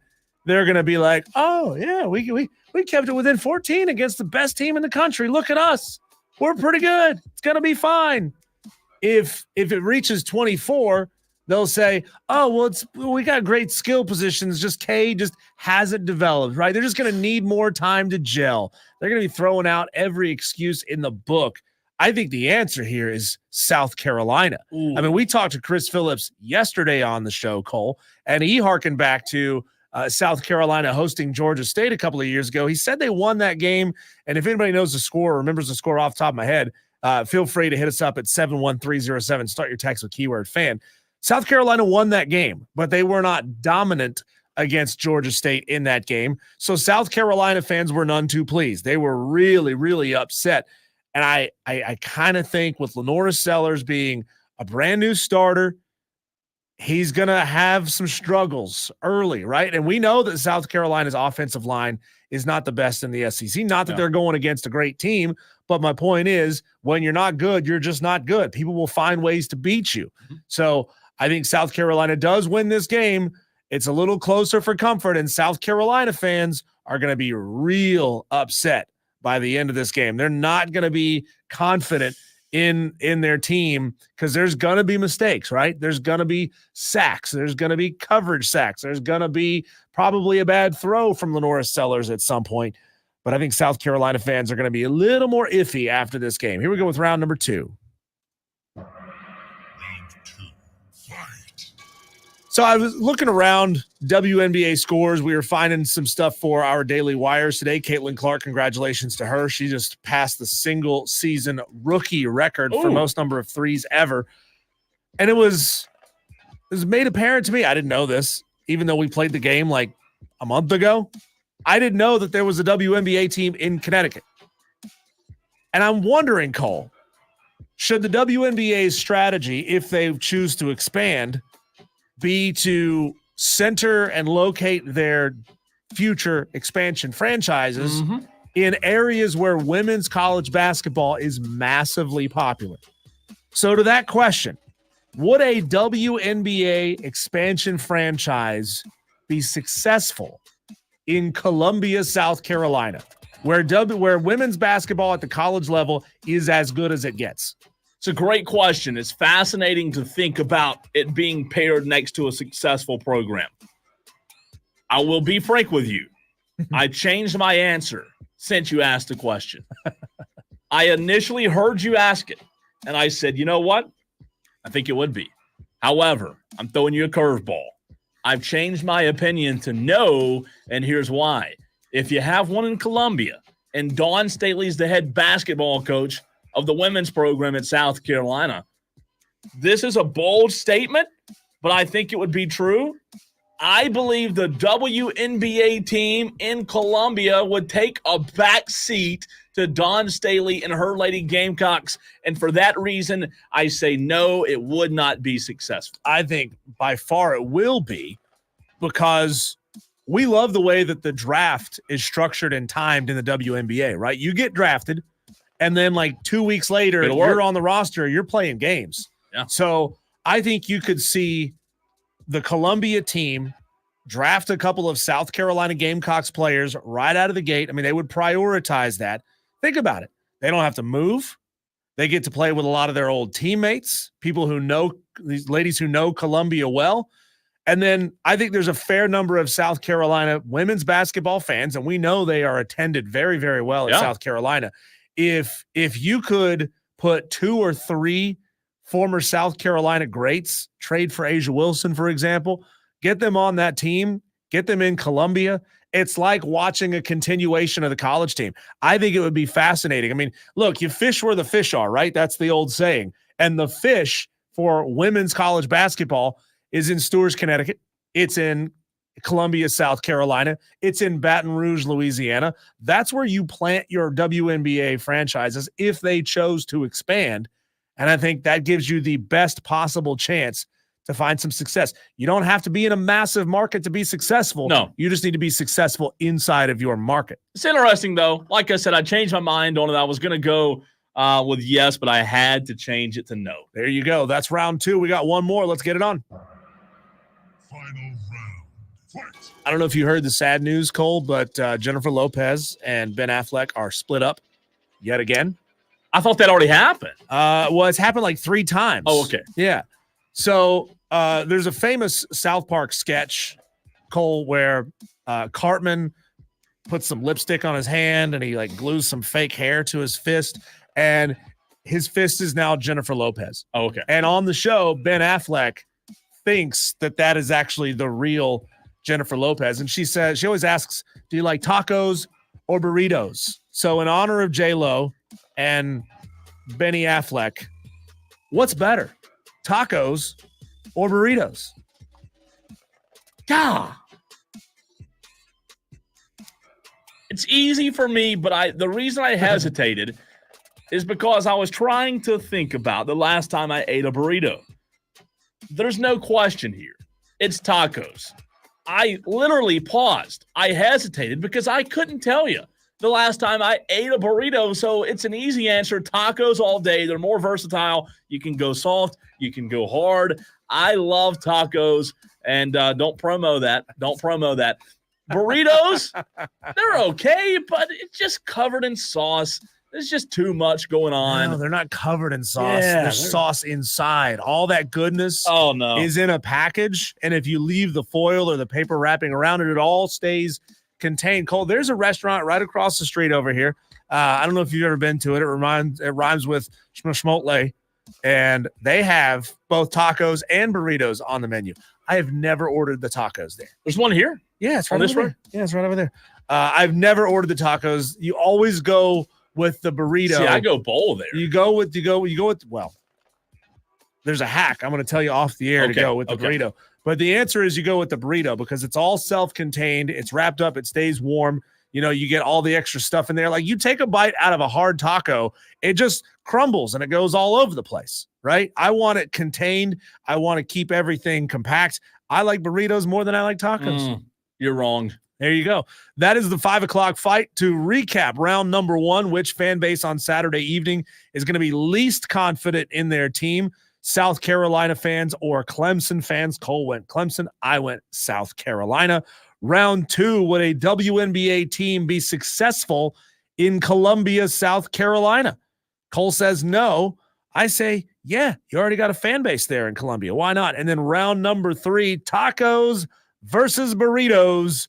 Cole went tacos. I went burritos. Who wins each round of the 5 o'clock fight? While you're thinking about it and while you're getting your votes in, I'll tell you how you can suggest a 5 o'clock fight. What do you want Diesel and Cole Bryson to fight about next? If you've got an ass, I'll kick it. Submit your topics to Diesel at thefanupstate.com. Subject line, fight on the Fan Upstate. Mad Craft says, you missed the boat entirely. You missed the plot. Cole is thinking of enchiladas. Well, let me be completely frank here, Madcraft. You're right. You're right. I was wrong. I was thinking of the wrong thing. So you put it in a pan, you cover it with cheese and sauce. That's an enchilada. Madcraft knows me well, man. Madcraft, in these 6 months or whatever it's been since we've been on the radio, Diesel, he's learned me well. I did drop the ball there. At first, I recovered, but at first I was thinking of enchiladas. You're right. Let's see. A lot of text messages coming in. We'll wait for the stream to catch up. So you can go ahead and start with the text line. Okay, let me find JT in Greer. Starts us off on the text line 71307. Start your text with the word fan, F-A-N. JT in Greer says round 1 goes to Cole. Round 1 was the fan base, Clemson, South Carolina, disappointment. He says round 2 goes to Cole. So I get the win, but he does come back and gives you 1 round. He says Diesel wins round 3. I don't need your stinking petty votes, JT. I don't need that. 903 says, oh, Benny, you came and you brought me a taco. Is that a line? Did I miss the boat on that one too? I don't know. 483 sends a long text. Let me see if I can get the whole thing. Waffle says round 1 Cole, round 2 Cole. Unfortunately, it would not gain traction like Carolina women's basketball has. People in South Carolina have such strong ties to their college teams. They wouldn't care about a WNBA team. Put one in North Carolina and it would do better, in my opinion. Round 3, Cole, tacos are goated. You can have 3 in one sitting, and they all can be different, more variety. So I get the sweep from Waffle. All right, Brendan Burnett. Yeah, but you also forget about breakfast burritos. There's no such thing as a breakfast taco. Tell you what, man, I'm sure like somebody does it, but a breakfast burrito is goated when it comes to breakfast. They're good. I like them, but the side effects, the consequences are not my favorite. Are not my favorite. Brendan Burnett says, for the first time ever, I'm picking Cole in all 3 rounds. Brandon. Thank you. I'm getting the win. John Dog, round 1, Diesel. ODU keeps it close. Ooh, I like the bold there. Round 2, Cole. Round 3, Cole for the win. John Dog goes Cole on 2 out of 3. Lefty Tiger, round 1, Cole. Round 2, Cole. Round 3, Diesel. Another win. I'm racking them up today. It takes 10 weeks for me to finally get some wins, but it's happening. Blind squirrel and all, That's exactly. Hey, I've broken clock this twice. It's right twice a day, baby. Tolo Steve, round 1, Cole. Round 2, Cole. Round 3, Jeez. Diesel. Twisted Whisker says, give me Diesel for the sweep. Twisted Whisker, they got your back today, Diesel. I don't know if it's a he or a she, but they've got your back. Let's see. Alan says, Cole clean sweep. Here we go, man. I like, you know what? I've bashed the text line. I've bashed the text line. Why all of you text back in and change your votes because he's over here talking trash about you. I just sometimes the text line goes all Diesel, so I talk bad about the text line, right? As I should. It's just part of it. Some days they're on my side, some days they're not. The Creation 864 says Cole with the sweep. Madcraft, Diesel round 1, Cole round 2, Diesel round 3. So Madcraft's in your corner today. Appreciate you, Mad. Mose is better than Chipotle. Well, if you said Mose, why do you have to not say Chipotle. You might as well say both, Madcraft. Yeah, but I don't get the tacos or the burritos at Moe's. I get what's called a stacker. It's kind of like both mixed together. Haven't had that. Oh, bro. Haven't had that. Bro, it'll change your life. I don't go there. Change your life. There's one right down the road. Madcraft says, come on, y'all. He wasn't thinking about the right food. Shut up, Madcraft. Yeah, Shut quit up. giving him votes. Shut it. Be quiet over there in your corner. Nolan Ryan says that restaurant that we just talked about is garbage. Oh, gosh, I can't say that on the air. They might not ever sponsor Wire to Wire, right? One day we want them to be a sponsor. CJ from Greer says Cole sweeps. Let's see. 803 Diesel asks, is there an assumption that the tacos are hard shell? What about soft shell tacos? I left it wide open. I left it did. open. That's why I just said tacos. Doesn't necessarily have to be either one. 357 Diesel, we are just desperate for a winner. Round 2, Diesel, USC has earned my pessimism. Round 3, Cole, tacos can do everything burritos can do and more, says Jacob. Diesel, Texture says Diesel, the stack for the win. Heck yeah. He knows what's up. I've never even heard of that. He knows what's up. Alex and Fountain Inn, Cole, round 1, 2, and 3. So I'm continuing to dominate on the text line. Picture this, if you will, Cole. A massive like quesadilla shell. Yeah. Soft shell quesadilla. And then they put some cheese on it. Put a hard shell, just a circle. Just bam. Yeah. Circle. They stack it up with whatever you want. Yeah. More cheese. Top half of the hard shell. More cheese. And then they take the soft shell and they fold it up all the way around it. And then they grill it. Sounds and like then they grill it. I would be miserable after Delicious. I eat, but it sounds so good. Oh, my God. Here's a question for you. All kidding aside, this is a 110% very serious question. I need answers from you and the Tolos as well. What is the difference? Today at lunch, I had, what is it? Something funny? Kevin D. Oh, yeah. Kevin D's message says, Cole with the sweep, because he said, I like them hard or soft. Don't promo Well, that. I saw you laughing, so I had to. Because I'm a child. I can't help it. I had to say no it. promo there.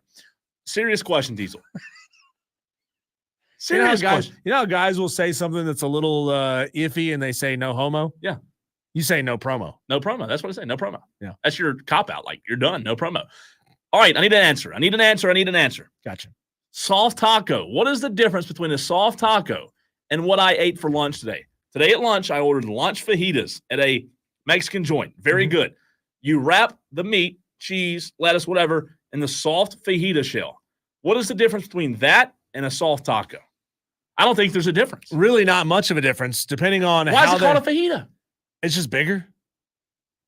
And I think for fajitas, a lot of times they use like grilled veggies on the inside, grilled peppers, grilled onions, that kind of stuff. You don't normally get that in tacos. Okay. And fajitas are just bigger. They're like so bigger, it's called a fajita because flatter. of the contents inside, I think. Yeah. I tell you More or this. less. And it depends on how they make it. Do they fill up half of the tortilla shell and then fold it over? Or do they do the double fajita? Well, I make They it, do the I make double it shell. myself. Oh, did you do the double shell or the folded over?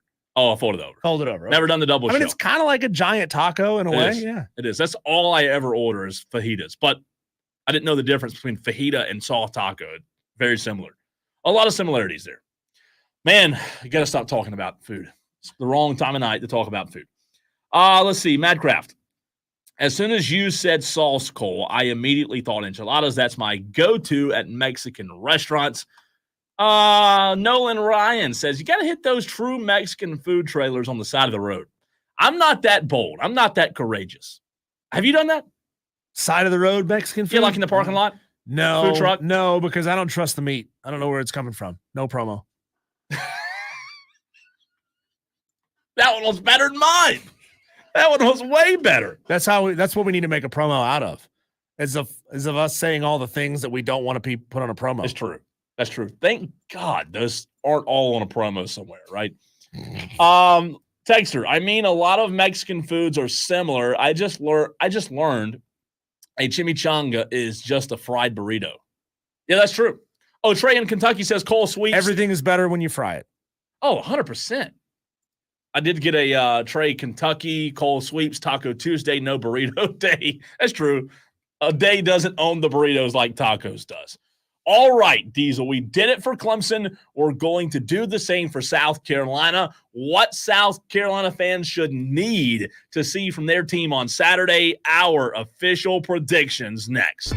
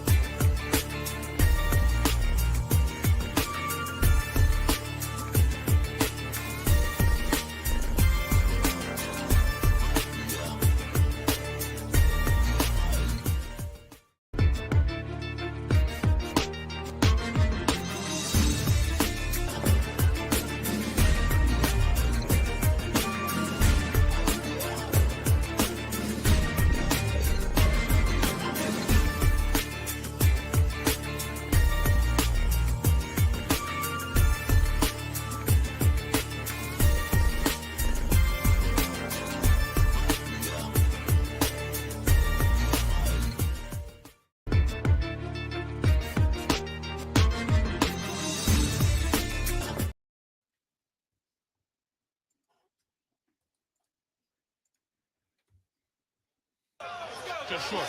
South Carolina will take. Oh, whoa, first down. Oh, look at Spurrier and it's South Carolina, folks. They can't believe it, and I don't blame them. What is he looking at? The official, Jeff McConaughey, said it is a first down. And when he did, watch Steve Spurrier come in from the right of your picture and go bananas. Wow. Michigan at the 41. What a hit! Ball's free on the ground. South Carolina deserves to have it, and they do. Cloudy just says, I'll take care of business right here. You give me this long to catch my breath, I'll come off the ball and rock you and get it right back for our offense. It's a power play off the left side, and Cloudy ignites himself into the Michigan backfield. Diesel, I had the kick six audio earlier today. Now I have the Clowney hit in Michigan or against Michigan in the bowl game. Those two are amazing. If you have to pick one, though, you go in kick six, Auburn, Alabama, Iron Bowl, or Clowney, Michigan hit. Oh, it's not even close. It's kick six. Really? I don't know, Yeah, I man. mean, the play was fantastic where Clowney took that dude's head off. He took it. It was a fantastic play. I'm not hating on that one bit, but the call is completely different. South Carolina deserves to have It's a great call. Oh, God, I love the call, man. I love the call. Okay, one more thing, one more Spurrier piece of audio before we give our South Carolina Old Dominion predictions. Did you hear Dabo Swinney's Spurrier impression in the Tuesday presser? No. It was actually pretty good. I thought it was good. You be the judge. Dabo Spurrier impression. He'll get to it in just a second.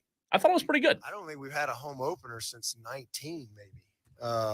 So, and then not only that, I mean, you look around the country and you go, boy, it'd be nice to maybe have a little, I remember, I think I told y'all, Coach Spurrier called me one time. We both got beat and matter of fact, it was the Georgia game. We played Georgia in 14, and he called me on that. And I think they played Texas A&M and just got boat raced the whole game. Like all four quarters. And it's this classic Spurrier. Still got the voicemail. And he calls me and he's just like, and then I call him back and he's just like, yeah, I don't know why we schedule these games. I tell you, I just don't know. We go play that team over here down the road. Get a little win. Everybody's happy. Get to work out some of them problems. Because there's going to be some problems. Yeah, I don't know why we schedule these games like this right out of the gate, and he says, yeah, but hey, look, I'm just calling you. Yeah, look like y'all got your ass kicked for, 1 quarter. We got ours kicked for 4 quarters, but hey, just wanted to tell you, hey, just keep your head up, a long season ahead. We'll keep moving. Classic Spurrier. That's pretty good. That's Diesel. not bad. I was very impressed. Solid. That's solid. And look, I know a lot of these fans hate each other. Fans hate fans from other schools on message boards. In reality, you're not getting in fist fights when you pull up to the QT. Most of the time. You see most of the time, right? And you see the opposing fan base sticker on the back of somebody's car. You look at it, you may question their upbringing, you may question their morals, you may question what went wrong in their childhood, but you're really not getting in fights. And that's how coaches are. I mean, coaches, unless they have real personal beef, just because they coach at rival schools, they don't hate each other. No, I mean it's such much. It's such a small fraternity of guys that coach at the highest level. I mean, you're talking about 65 some odd schools at the power conference level. Yeah. So, there's only about 65 dudes out there who understand the same lifestyle that you live. I'll tell you this, though. I do think a lot of fans would admit that you're right, but I don't think they like it. I'll tell you why. Dabo, Shane Beamer, Diesel, I think they're very good friends. Sure. I think they get along great. I think they're very similar guys. They are, and I think some fans would tell you, well, that's not good because you want them – because you remember, even though Dabo and Spurrier respect each other, there were still shots fired. Right. After the practice that night, Clemson's Dabo Swinney fired back, the real South or the real USC, and there were still shots fired. That made the rivalry fun. Texter says, not getting in fights, but I've given Clemson fans wrong directions before. That's on purpose. Valid. I mean, no shame there, right? Pretty good. Everybody uses GPS now. When do you have the opportunity to give directions? Yeah, how do you get over there to that other? Well, sometime. Never mind. Let's not go there. South Carolina Old Dominion Diesel. What South Carolina fans should need to see from their team on Saturday. We'll get to our predictions as well. I think you need to see Dowell Loggins, the offensive coordinator, call a good game. You're going up against an inferior defense. I think you need to see Dowell Loggins call a game that gives you, the fan, hope and faith in your OC going forward in 2024. I also think you need to see the offensive line / run game improved just a bit from where it was a year ago. Offensive line, to your point a few minutes ago, was not good last year. I think you need to see that offensive line and run game get going early. Yeah, I mean, if I'm seeing Dowell Loggins mixing up play calls on first and second down and making play calls that make sense. I mean, we've all seen the 3rd and long and they throw it as a pass to the flat. And you're saying to yourself, why would you do that? Halfback draw. You've thrown it to the flat 4 times today, and it's been blown up in the backfield every single time. It's not gone for gains. Why would you keep doing that? So, if he's mixing it up, if he's consistently keeping them ahead of the sticks, you don't have to go out there and get 8 yards on first down, but if you can get 4 or 5 on first down consistently, if you can pick up another 2 or 3 yards on second down, it puts yourself in a really good spot, 3rd and short. And if we see that at a Dowell Loggins, and if we see the creativity, I mean, that doesn't mean you have to go out there and be running trick plays. You shouldn't need trick plays to beat Old Dominion.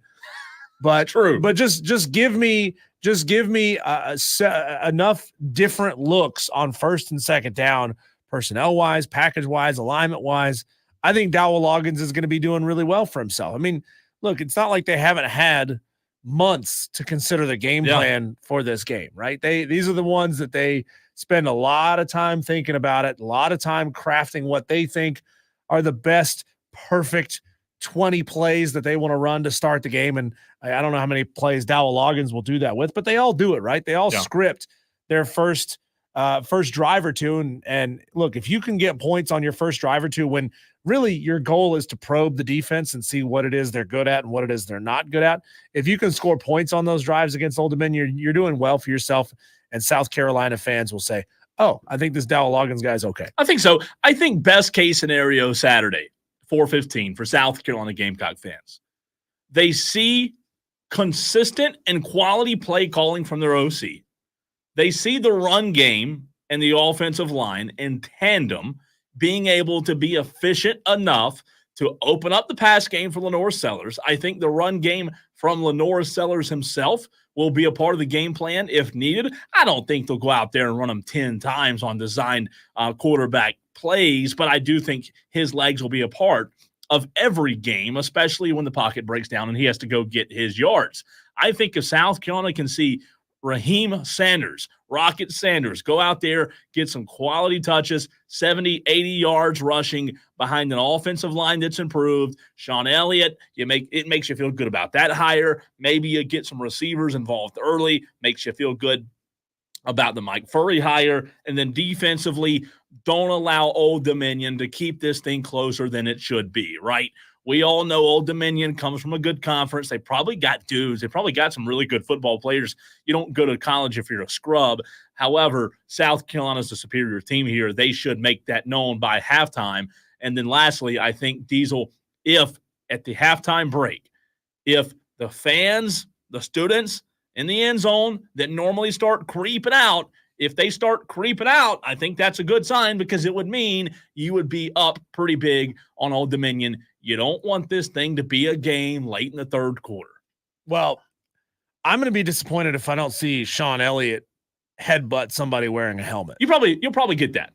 Yeah, he's a little nuts. He's been doing that for a very long time. 51 years old. He's a little bit older guy than he was first go around at South Carolina.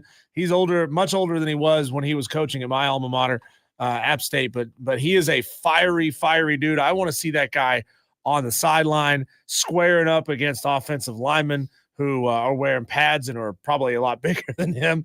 So, I want to see Sean Elliott stoked to be back on that sideline, maybe chewing on a football or something in the corner. I don't know what he's going to do, but Sean Elliott is a spark plug for that team. I'm a Sean Elliott fan. I am too. I am too. I mean, I think, you know, a couple years from now, if Shane Beamer is able to hold on to his job for a couple years longer, Sean Elliott may get some real consideration for that job. After having some experience as a head coach, they put him in a really tough spot at Georgia State. You're not going to win a lot of football games at Georgia State. I think he was only the second or third ever head coach at Georgia State. Yeah. Trent something was the first head coach when they started that program.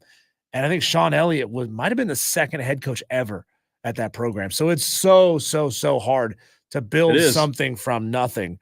But no, if you can have just an efficient offense, if you can limit mistakes, if you can put Lenore Sellers in a position and have his wide receivers running good routes that can put him in a position to be successful and not force him to scramble, then I think South Carolina is going to be successful and they're going to be fine on Saturday. Look, I don't think South Carolina needs to go out there and beat them by 28 points.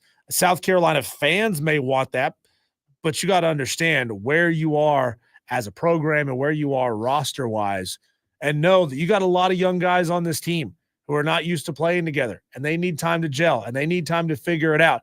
So take whatever win you can get, be happy about it, move on, and build on it. You know, I think that old adage of you get better between week 1 and 2 than you ever did leading up to week 1, I think that's going to be very, very true for South Carolina. So I wouldn't look at them to blow Old Dominion out, but I would look at them to look much better in week 2 against Kentucky. A couple of texts, then I'll give you my prediction. Texter from the 432 says 20-point favorites should dominate every aspect of the game until the second, third teams get some run. Let me click on the text to see if I missed anything there.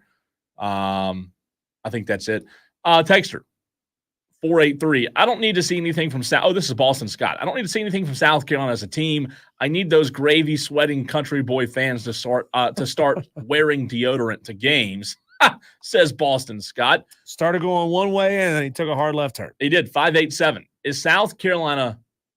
If South Carolina didn't lose to the Citadel, would Elliott had a chance to stay? Absolutely. I was going to say a minute ago, he should have got consideration. The game that Elliott played, and I believe it was Devo. I was there. It was at South Carolina, Clemson. It was the year Clemson won it all, I believe. It was like a 7-point game. That team was ready to play. They were prepared. They played Clemson as well as any game in recent years. I thought he should have got consideration then as well. I'll give you my prediction, though.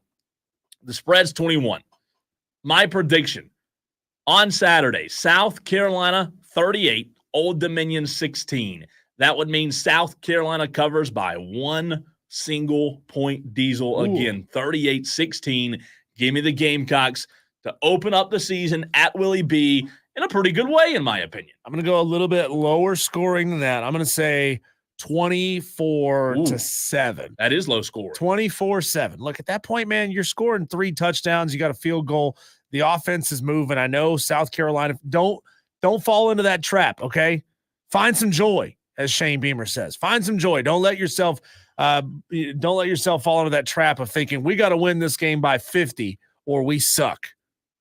Don't let that happen to you. All right, we'll get to the caller on the other side, if that's okay, Diesel, as well as some upset picks. Yes, we will. That's next on the Fan Upstate. Yeah.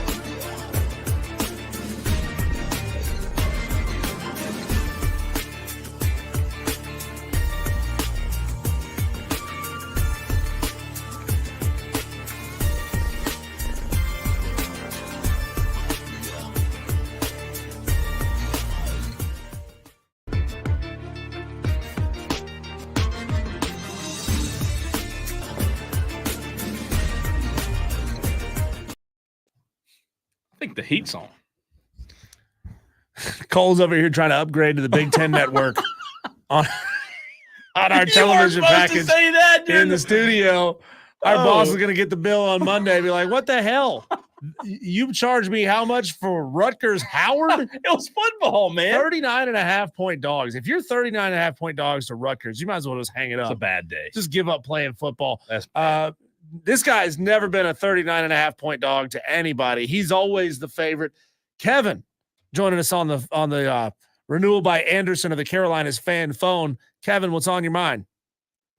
Man, hopefully my Tar Heels coming out on Friday night, bro. Ooh, they got Minnesota, right? Got Minnesota, man. Like, our last 3 games of last year, we got boat race pretty good, so we still should be burning from that. So it's time to come out on the good foot tonight. We got Mac Johnson, man, and I feel like he can do some things, but we got some young receivers too, though. He's on a good name team, that's for sure. Max Johnson. What's the prognostication on Minnesota? I mean, feeling good about it? You never know what you're going to – they're going to play hard. They're going to give it to you, but can we hold up? No, but what Tar Heel team are we getting? Because, I mean, I've been a fan forever. We either start out on fire and lose the last 5 to 6, or we start out real bad and it ends up good. So that's been our thing for the last 6, 7 years. Like, if we lose the first 3, you just know we about to go on about a 7-game winning streak and then figure those other few out to get in a bowl game. But I just hope we come out with it, man. And South Carolina fans, I'm gonna need y'all. I just want to see consistent. If they play good next Saturday, stay consistent with that. Okay, the third week, if I get a complete 3 to 4 weeks of the same thing and they look, I'm impressed. I'm okay. But to go and blow out Old Dominion and then get another team that you should beat and get boat race, I believe that's why a lot of South Carolina fans are a little tore up about their team. You don't know what to think, so they just go to the game and sit there till it happens. I mean, if you're a Minnesota fan, you got to be disappointed in the PJ Fleck experiment at Minnesota. I mean, when he was at Western Michigan, he came in with the row the boat. He came in with a lot of excitement. Why do you do that, right? I mean, you got to look at a handful of jobs as saying, I'm never going to win more than 7 games here. Hey, and real quick about Minnesota, North Carolina, Kev, before you run, have you gotten in on the Wire to Wire upset picks challenge yet? No, I haven't. Well, have you heard about it? Or we need to explain it real quick? Get on. Hey, let's go. All right, Diesel can explain it better than I can. Yeah, Kevin. So we've been doing this for a couple of years. You might have heard it in years past. So what you need to do is you need to pick a game where you think the betting underdog is going to get the outright upset. And it's a long season. So you don't have to go for the home run ball right away, right? You can pick smaller games and maybe try to build your score up over the course of the season. But you'd be picking a betting underdog to get the outright upset. For example, if you were to take Western Carolina over NC State, you'd be getting 32 points. The upset is highly unlikely, but you'd be getting 32 points if you got that upset right. So we can put you on the spot. If you think you have a game that you think the underdog is going to win, you can give it to us right now, Kevin. We could also let you hit up ESPN.com, find the spreads, take a look around for a minute, and then text it in. Tomorrow is the last day, right? You can also send it to us tomorrow as well. It's got to be a text, though, 71307. So I picked Boise State to lose to Georgia Southern. It's a 13.5 spread, and that would mean Georgia Southern would have to go upset and beat Boise State. And if they were to, I'd have 13.5 points. I would roll with that one anyway. You like that? That's the one you want? I would roll with Georgia Southern. You like them Eagles? Hey, real quick before we let you go, I know you're a big Chapman Panther guy. We had St. Joe's coach on earlier today, Kev, at 3:20. Big matchup tomorrow night. How you feeling? Well, I'm going to tell you right now, if it gets crazy, the game will be over with at 7:30 at start. 8:10, it's over with. Ooh. Because they're going to come with this wing T thing and try to run the clock and keep the ball. I like the matchup. And to me, I like that. I'm from that offense. I'm from that kind of just beat you up in 3 yards, cloud it doesn't do it again. But can we stay disciplined enough to fight that, keep them in second and third and long, and then when we get on offense, let loose? Because we should be a little hot under the collar from last week because we left a little bit out there. I believe we left something out there. So this week we got to keep what we left out there. We picked up from it and go on and do some things tomorrow night because it's time to roll from here on out. But St. Joe's, I know they come with a good running back every year. They have had a great running back for a long time, just about every year. So he gonna run the ball and he gonna get it probably 30, 40 times if they can get to him 30, 40 times. We just got to be ready to stay disciplined and stay at home. Kev, you know you're a big time Tolo when you got texters while you're calling in, texting us to ask you questions. Yeah, Dab Daddy. I like it. We got a question. We got a texter here that says he wants to know if you would like South Carolina and North Carolina to play each other every year. Every year at the football kickoff, the Gamecocks and the Tar Heels need to beat each other up. It ain't got to be home. It can be down yonder on the back where the Spartanburgers going to play at. We can take it down there and play. It don't matter to me, but those two need to play every year. Just like Clemson and Georgia need to play every year, Tar Heels and the Gamecocks need to kick one off every year. I like it. Thanks for the call, Kev. Thanks, Kev. We got a couple Tolos here. We saw this one pop up yesterday. Don't know if it was the same phone number or not. We got Tolo JWM who wants Kentucky State versus Virginia Union. Tolo JWM, you got to help us out here, man. We are we're looking for Division I games only. Sorry, man. We're not going back and we're not finding Division II. He's got to be playing right? spreads. He's got to be pulling. Got to be, but hey, I mean, it's ESPN.com now, right? They're putting a spread on everything. Virginia Union. That's new, by the way. That's like they used to not put spreads on FCS, FBS matchups, but they are doing that this year. They're putting spreads on everything. Division I. Sorry, Tolo JWM.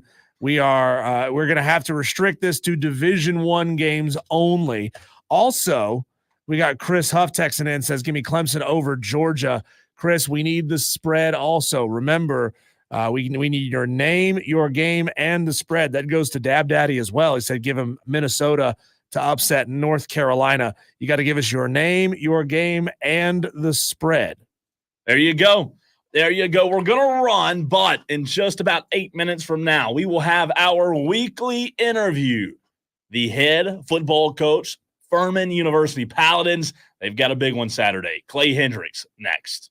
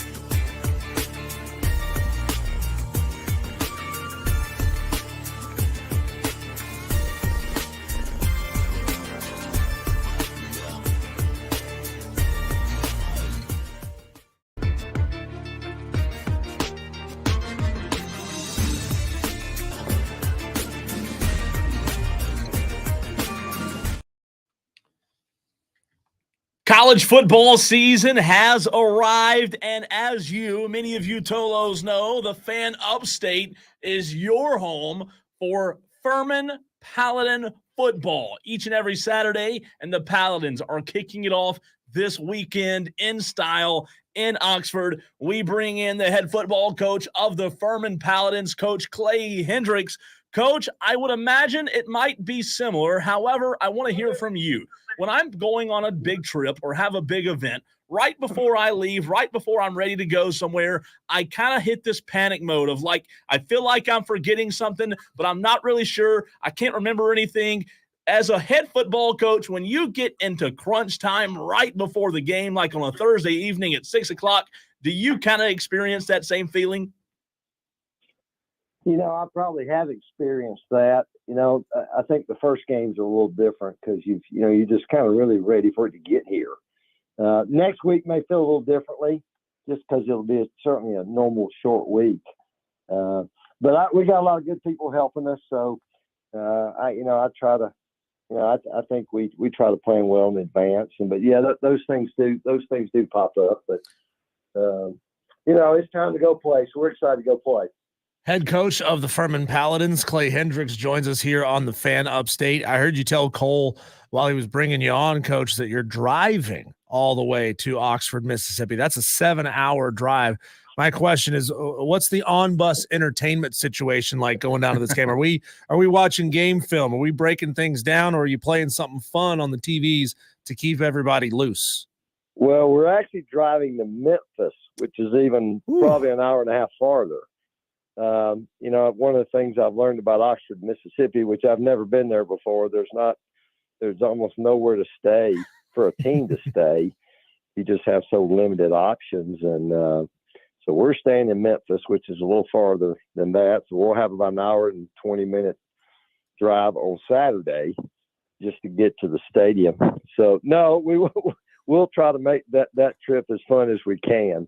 As fun as you can make an 8-hour bus ride, going and coming. So, and hopefully we can sleep a little bit on the way home. And I think as a staff today, I think we just decided when we get back, we'll just go right on into the office and start working. So, I don't know. We may not get home till 8 a.m. So,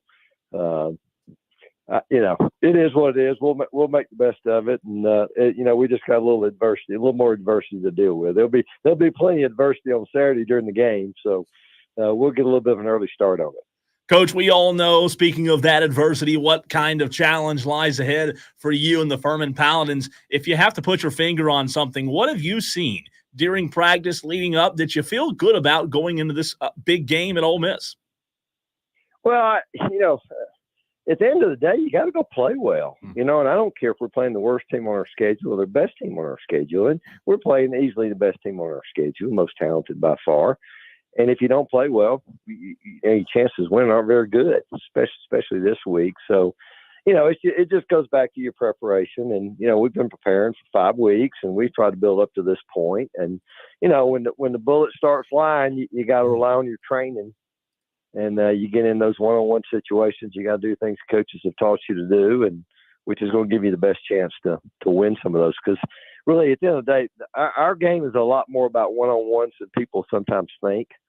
And we've just got to find a way to win our share of one-on-ones. And, and certainly it's even tougher this week. I think that one of the toughest things in these games are the ability of those teams to recover, maybe when they're out of position or to get off of a block and recover. So, we've had really good preparation. I've taken a lot of pride in that, and I feel good about where we are, fairly healthy. Now it's just, can you go put it together? Coach, you played a lot of big games against tough opponents before. I know Furman has a long history of matchups against Clemson, South Carolina, North Carolina, NC State, and a bunch of others. What do you consistently find yourself learning about your football teams when you've played against a team that on paper at least, just has more talent than you? Well, I think our kids consistently they really look forward to these opportunities, because with great challenges comes great opportunities, and so I think they see that as an opportunity to go see how they match up against some of these folks, and I've learned a little bit in these games, just because of differential and scholarships and bodies and speed and all those things, you got to maybe have a little something going your way. Maybe somebody's struggling at quarterback, or, maybe the matchup for you is a little bit better. Unfortunately, I haven't been able to find any of those this week. They've got one of the best quarterbacks in the country, returning guy. They've added 26, I think it's 26 portal guys.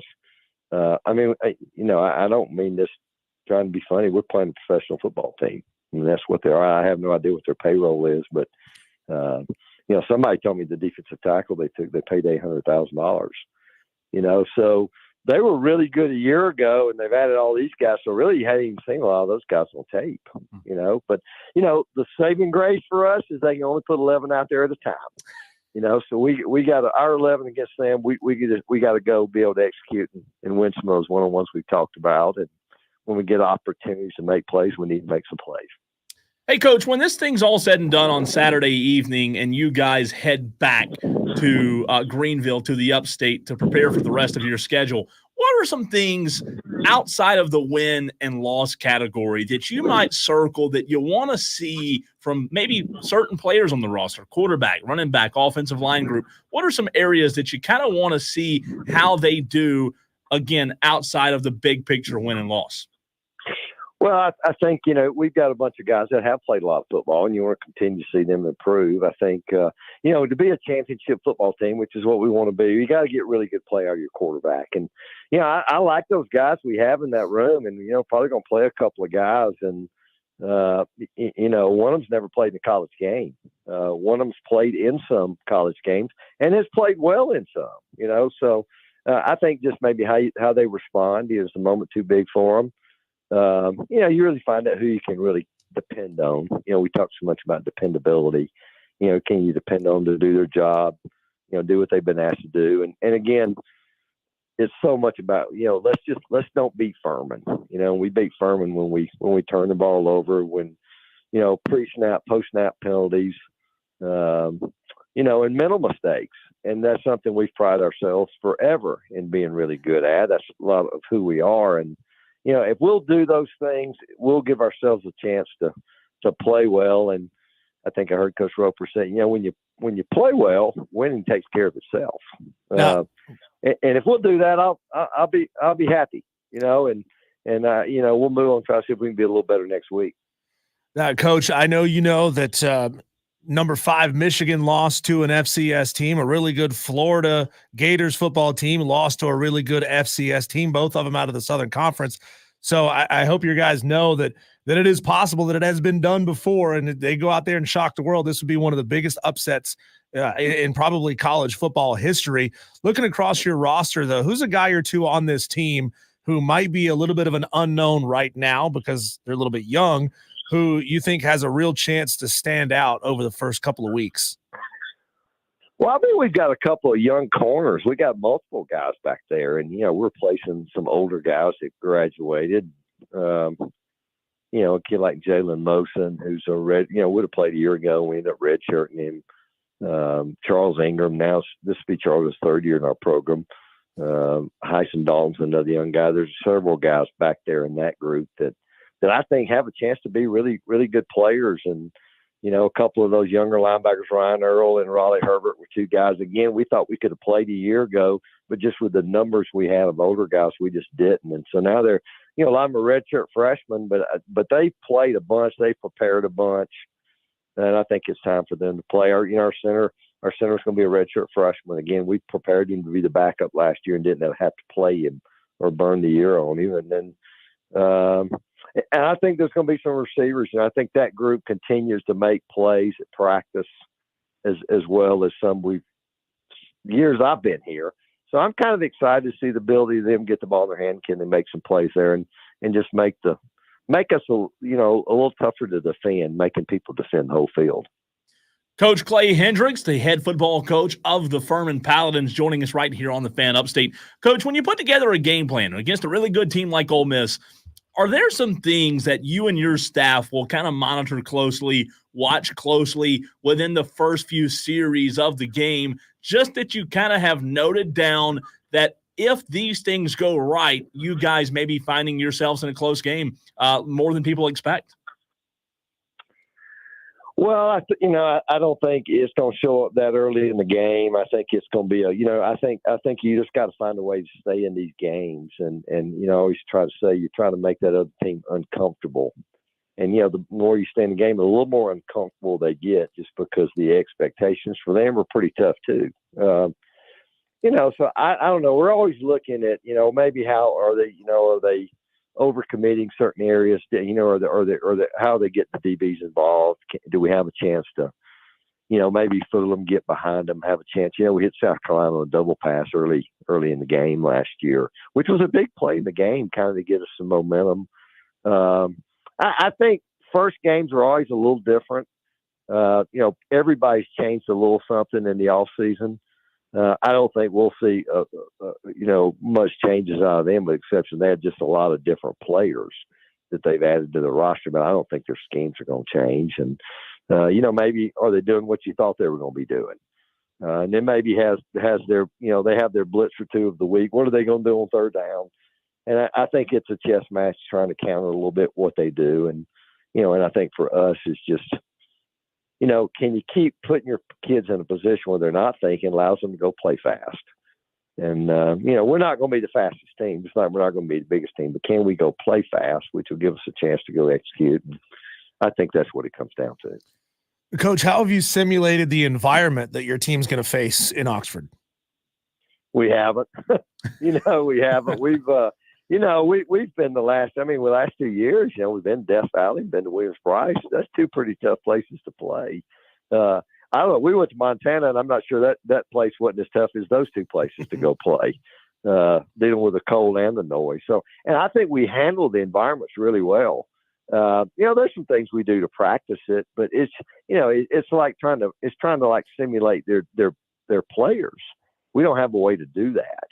And so, there's certain things we take for precaution. We always have some silent count stuff that we're not relying on being able to hear a snap count, those type things. But, I wish I knew the answer, but, we've played music, we've done a lot of different things, but it just comes, can you be disciplined? And again, I think we've handled those situations. I don't think that's been factors in our games as much as it has been the opponent. Coach, my last question for you, kind of playing off of what Diesel and you were talking about just a few moments ago. What would you say would be the toughest environment that you've played in as the head football coach at Furman?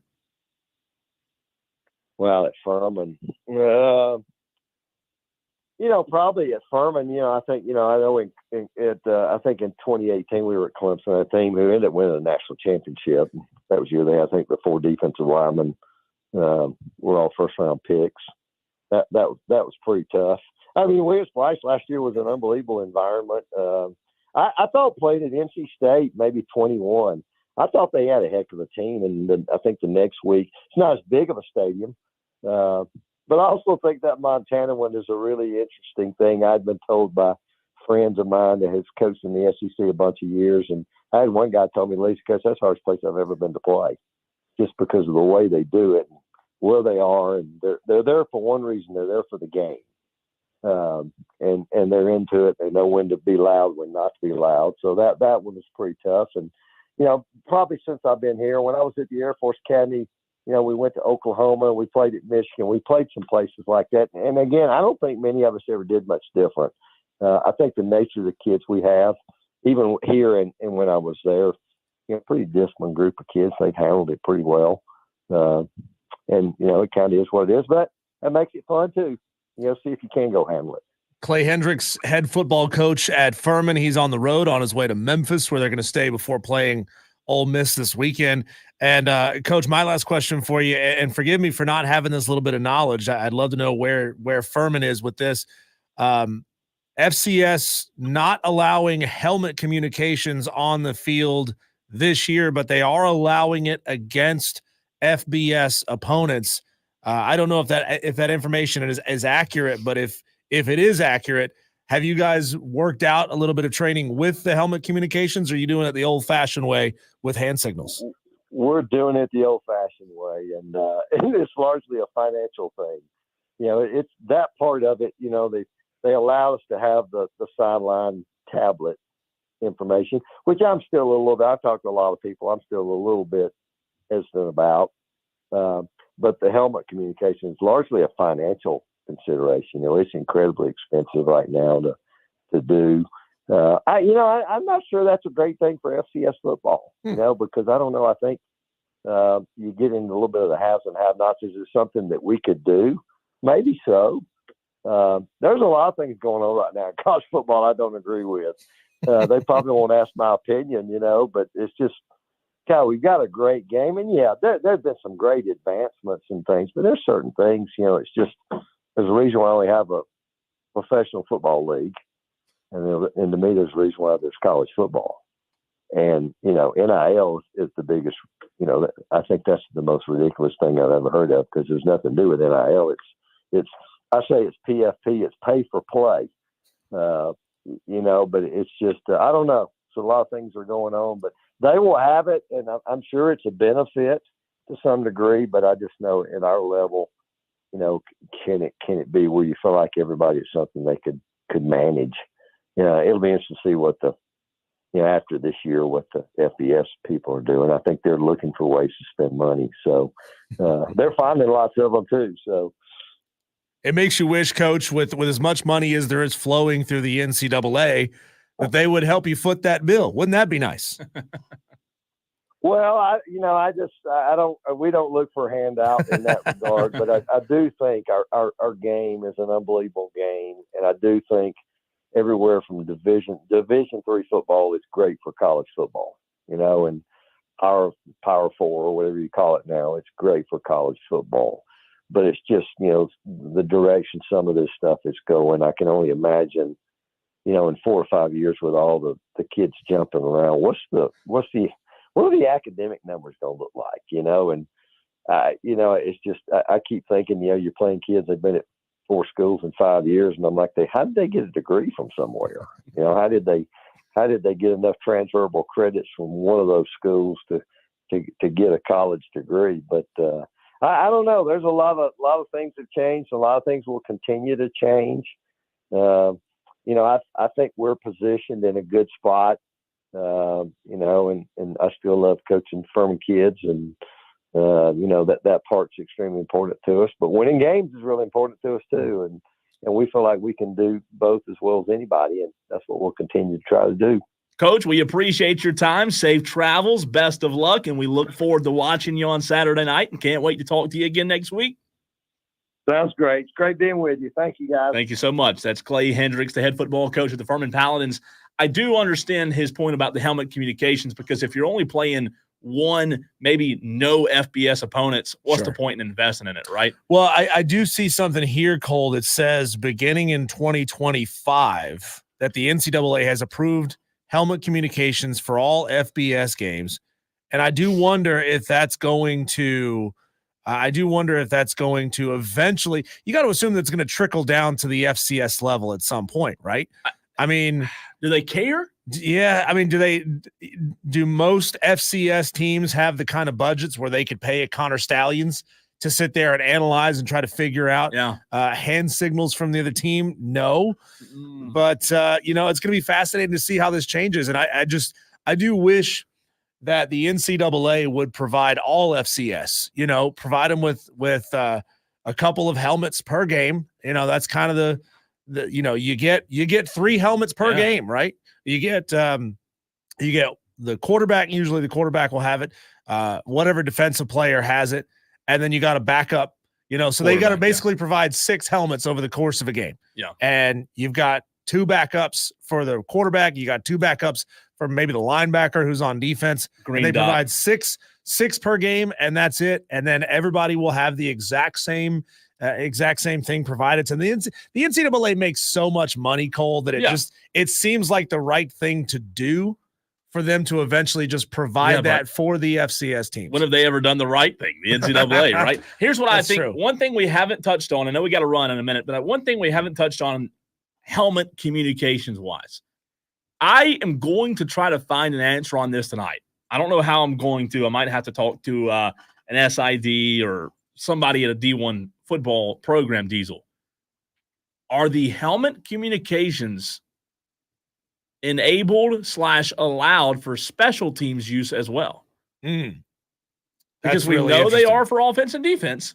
But I'm just thinking, situation like South Carolina, Beamer prides himself on special teams, right? Imagine if they can have a green dot, that guy, same communication, the green dot helmet, whoever's wearing that communication on special teams, that would seem like a huge – because you got to think, if you see a coverage and something that you might can work on during practice, during the week, Diesel, and you see something you like during a game, boy, you could take advantage of that quick on special teams. That's true. When we come back, I'm going to test you, Cole, and putting you on the spot. Are you as smart as an NFL ref? That's coming up next on the Fan Upstate.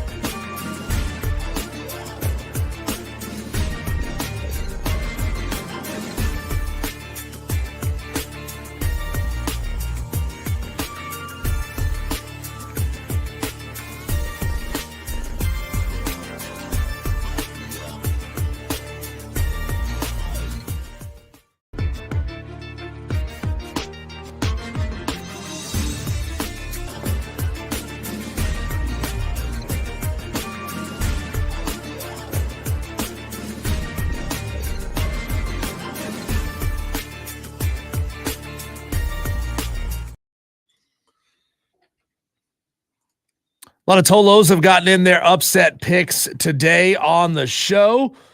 Let's see. We got Amazon guy who's taking Vanderbilt over Virginia Tech plus 13.5. Kevin Parks wants Georgia Southern plus 13.5 against Boise State.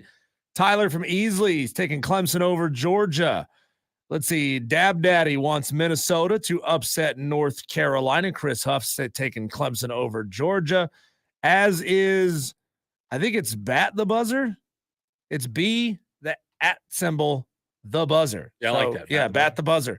There you go. He's taking Clemson over Georgia. We've had a couple of more picks come in as well while we were on the phone with Coach Clay Hendrix. Shane Barrett's taking Notre Dame against Texas A&M plus 3.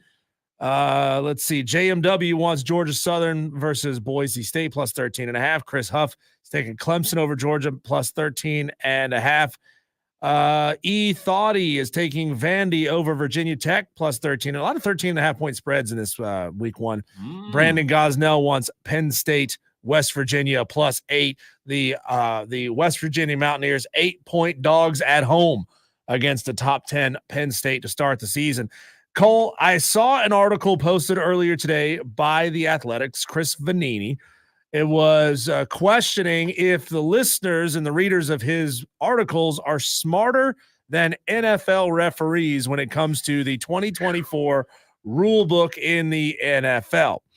I tried to get access to that quiz, cannot take it because, well, I'm not paying them any money to take that quiz. So I did go back. Lucky for you, Cole, I went back and I found the 2017 rule book quiz. There was no 2018, 19, 20, 21, 22, or 23 quiz.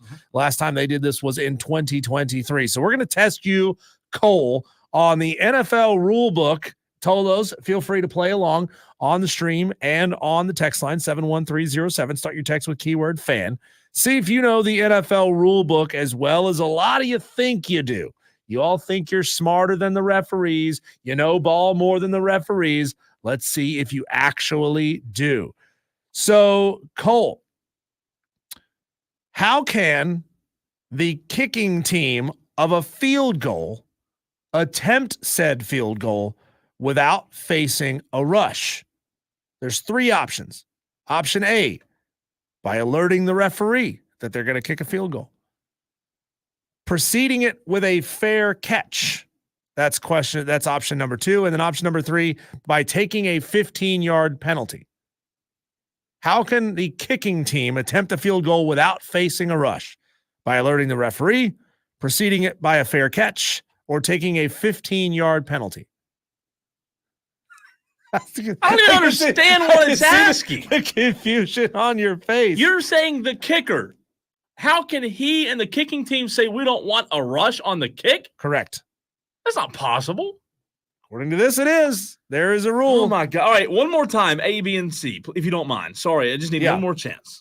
So how can the kicking team on a field goal attempt a field goal without facing a rush? Okay. By alerting the referee, by preceding it by a fair catch, or by taking a 15-yard penalty. Saying, I don't want to rush.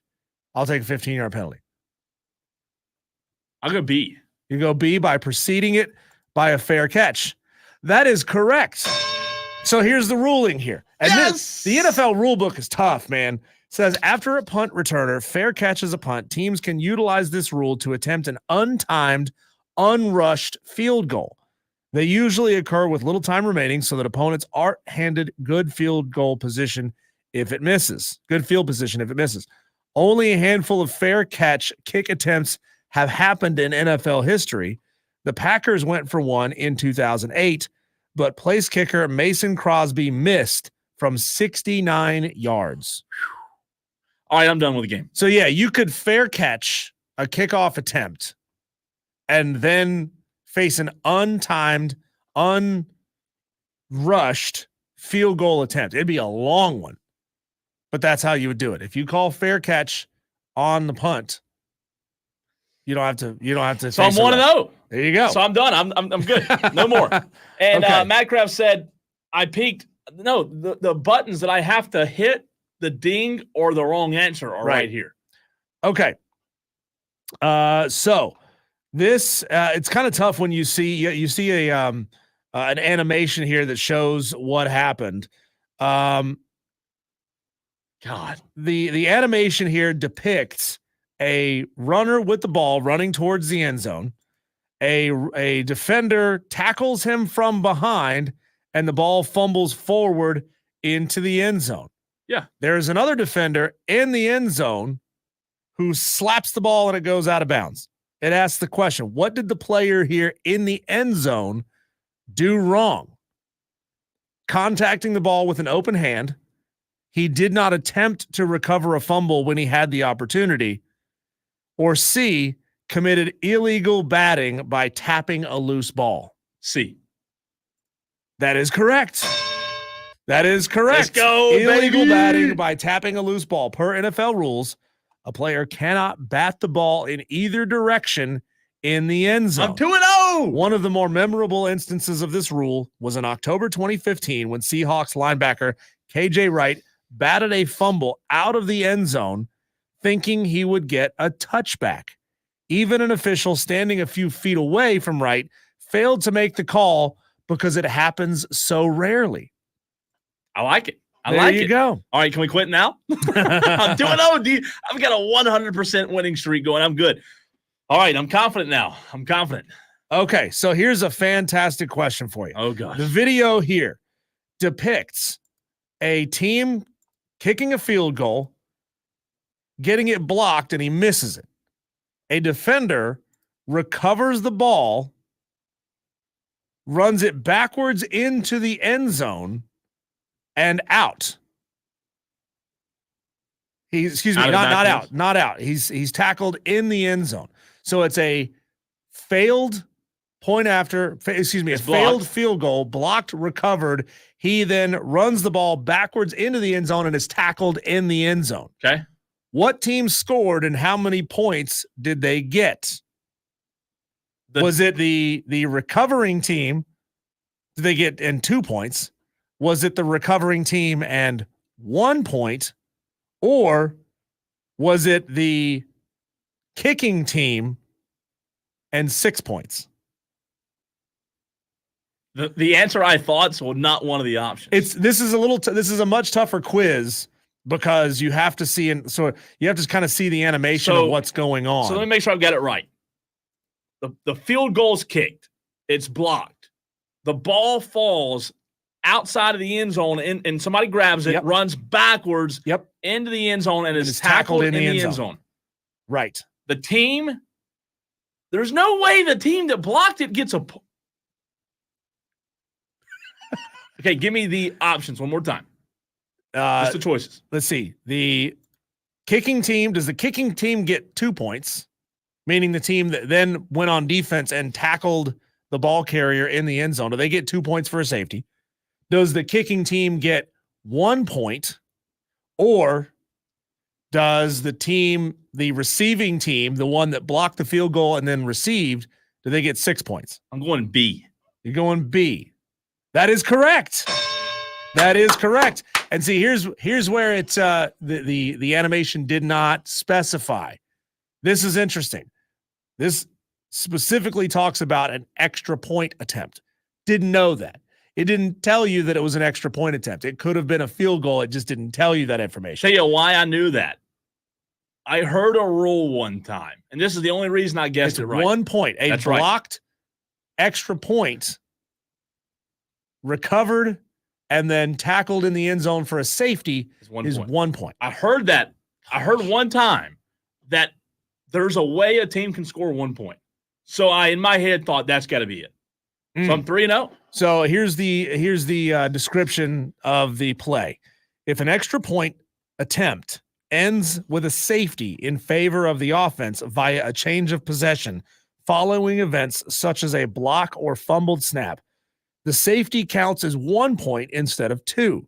There hasn't been a 1 point safety in the NFL yet, but it has happened in college football, including the 2013 Fiesta Bowl.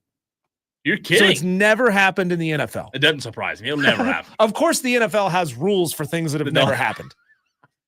Oh, my gosh. I'm feeling good, man. I'm feeling good about I thought this was going to go very badly.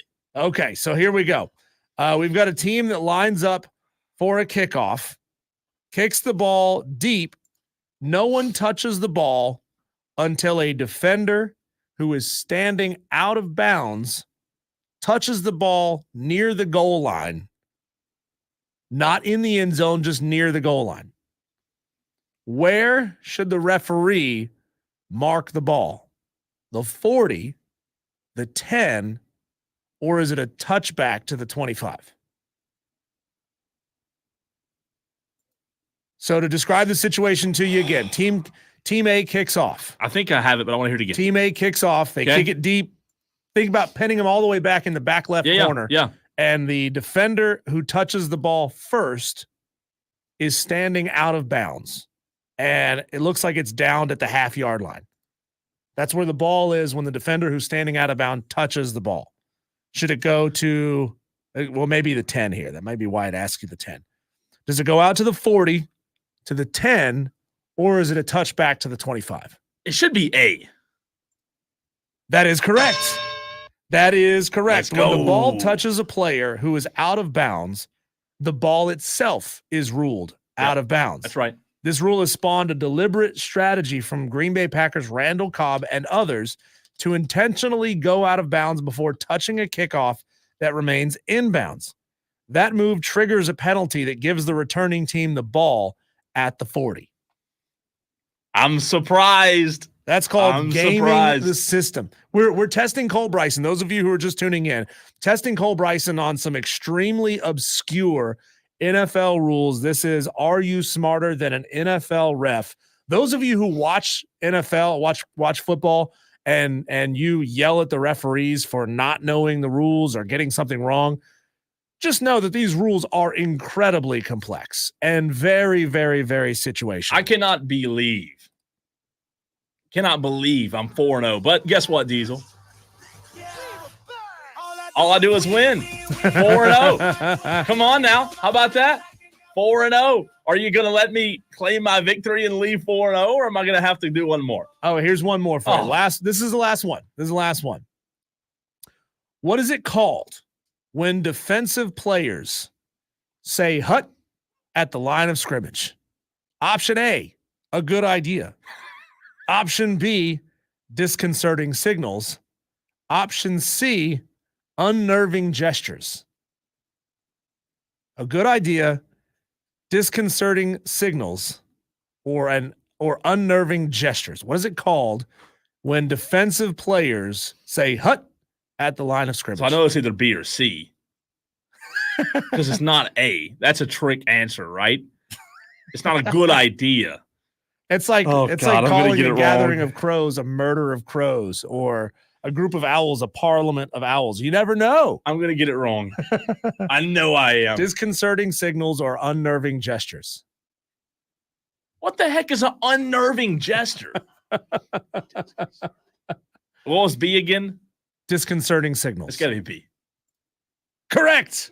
Yes. 4 for 4. How about that? 5. That was 5. That was 5. That was 5. Okay. Among other acts, it is illegal for the defensive team to use acts or words that are designed to disconcert an offensive team at the snap. For example, the nose tackle can't call out fake quarterback signals. The whistle must be blown immediately, and a 15-yard penalty is immediately applied. You think I'm cheating now, Madcraft? Huh? You think I'm cheating now? There's one more. Do you want to do a bonus round? No, I don't. You sure you don't want to do a bonus round? No, okay. I don't want to do it. We don't have time for a bonus round. round. We don't have time. We got to go to break. Producers say we got to go to break. All right, we'll finish the show on the other side. What's the best pick tonight in all of college football? Best bets. We'll talk about it. Your thoughts next.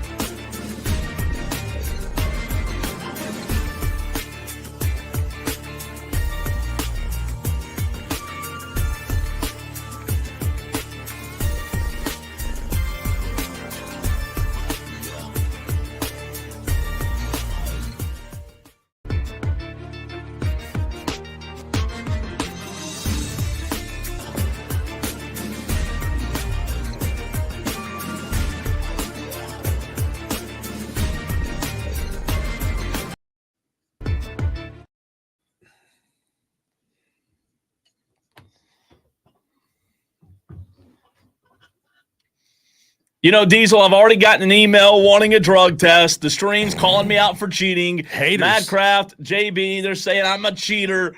Madcraft says, you try that up at Harrah's, they'll throw you out. Nah, I figured you'd get it anyways. Come on. What'd Taylor say? The haters are going to freaking hate Madcraft. Hate. Come on, get out of here. Wrapping up the show on this Thursday edition. Reminder, I'll be on location at Irmo High School tomorrow. Diesel will be right here holding it down in the Ingalls Market Studios. Monday, neither one of us will be here. What are your Labor Day plans? You have any plans? Nothing. Nothing. Going to the pool. It's the last day of the pool. That's right. Maybe go play a round of golf if I can get in around somewhere. Dove season opens on Monday, so I'll be sky blasting on Monday. Shooting them old doves on Labor Day. Diesel. Semi-auto or pump action? I used to be pump, but I'm not anymore. I changed. Your shoulder getting tired with your old age? Well, no, you know what? I was always a pump guy.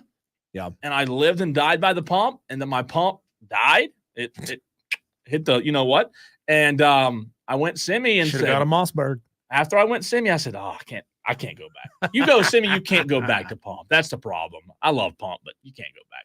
All right, the most watchable game tonight, Diesel. You asked the question during the break. It's Murray State and Missouri, right? 50-point spread. 62.5 is the over-under. 50-point spread. Dear God, Missouri minus 50. So they're expecting a 50-10 kind of game. Yeah, if the total is 62.5, yeah. 50 to, what'd you say, 50 to 10? 50, somewhere in the range of 50 to 10. Somewhere right in there. Or 60 to 10, excuse me. No, 50 to 10. Yeah, you're right, 50 to 10.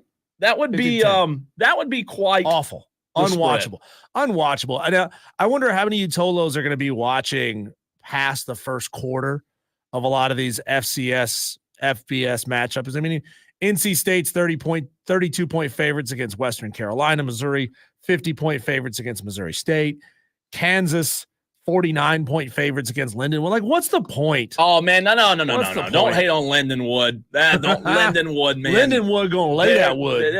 They're the best. I don't know what at, but they're the best. Hey, the Rutgers, what is Rutgers, Mr. Mascot? Rutgers, Minutemen? Scarlet Knights. They have scored the first touchdown of week 1. How about that? They lead Howard 7-0. There's an intriguing game. Is it still in the first quarter?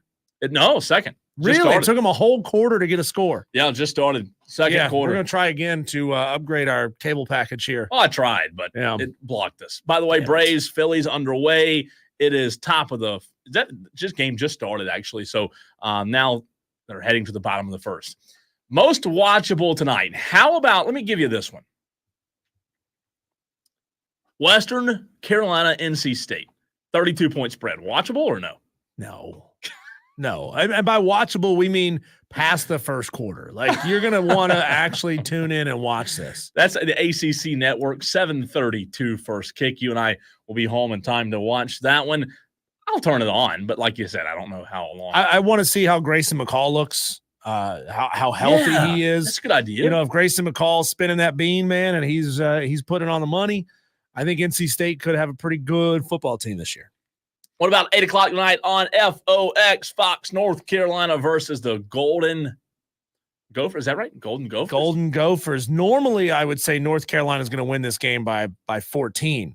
But obviously, with them losing as much as they did, with Drake May being in the NFL now, it's only a 2-point spread. UNC is kind of a crapshoot this year. They are, but I'll tell you this, man. I think I would take North Carolina -2. I really do. Are they going to be the best team ever? Best thing since sliced bread? Maybe not. But I think I'd take North. Also, God, there's some good games tonight. North Dakota State, Colorado, 8 o'clock, ESPN. Yep. Cowboy Dion favored by 10.5. I'm going to have to set up all the laptops tonight. Coastal Carolina on CBS SN, whatever that means. Sports Nation. Oh, I don't know if I have that or not. CBS Sports, basically. Oh, Coastal versus Jacksonville State. Jacksonville State -3.5 tonight. Madcraft did say breaking news. Again, this comes from the stream. We'll have to confirm it. Did Brandon Ayuk just get paid? Madcraft, one of our faithful Tolos, is reporting it. Let's see. Let's see if he's right. Let's see if old Madcraft's right. Well, guess what? I don't see anything yet. Madcraft, are you lying to us? I don't see anything. I hadn't seen any breaking news. He says Madcraft or he says Brandon Ayuk just got paid. We'll have to check it out. Steph Curry got paid today. He signed a 1 year, $65-ish million extension. Is that it? Yeah, is that it? 1 year. 1 year. Think about that. Deshaun Watson's getting paid $44 million. Boom, there it is. As a bonus. He was right. Madcraft was right. Wow. NFL. Look at you. 49ers wide receiver Brandon Ayuk. He's happy now. He agrees to a 4-year, $120 million extension. Diesel, 76 of that million guaranteed. So this was all about money all along. You think? You think? It 100% was. Good job, Madcraft. We appreciate you on that. That's why the Tolos are the freaking best. So I'm excited, Diesel. Get home tonight. Let's watch some football, baby. We didn't get to this yet. A texter did ask, here's a question. If a player breathes on Patrick Mahomes, do you A, call a personal foul, B, eject the player, C, arrest the player, or D, all of the above? D, all the above, for sure. No, if a player breathes on Patrick Mahomes, they enter a plea deal for Patrick Mahomes' father for yet another DUI. It's Wire to Wire with Diesel and Cole Bryson. You Tolos are the best. We'll see you tomorrow with real, actual football to talk about on the Fan Upstate.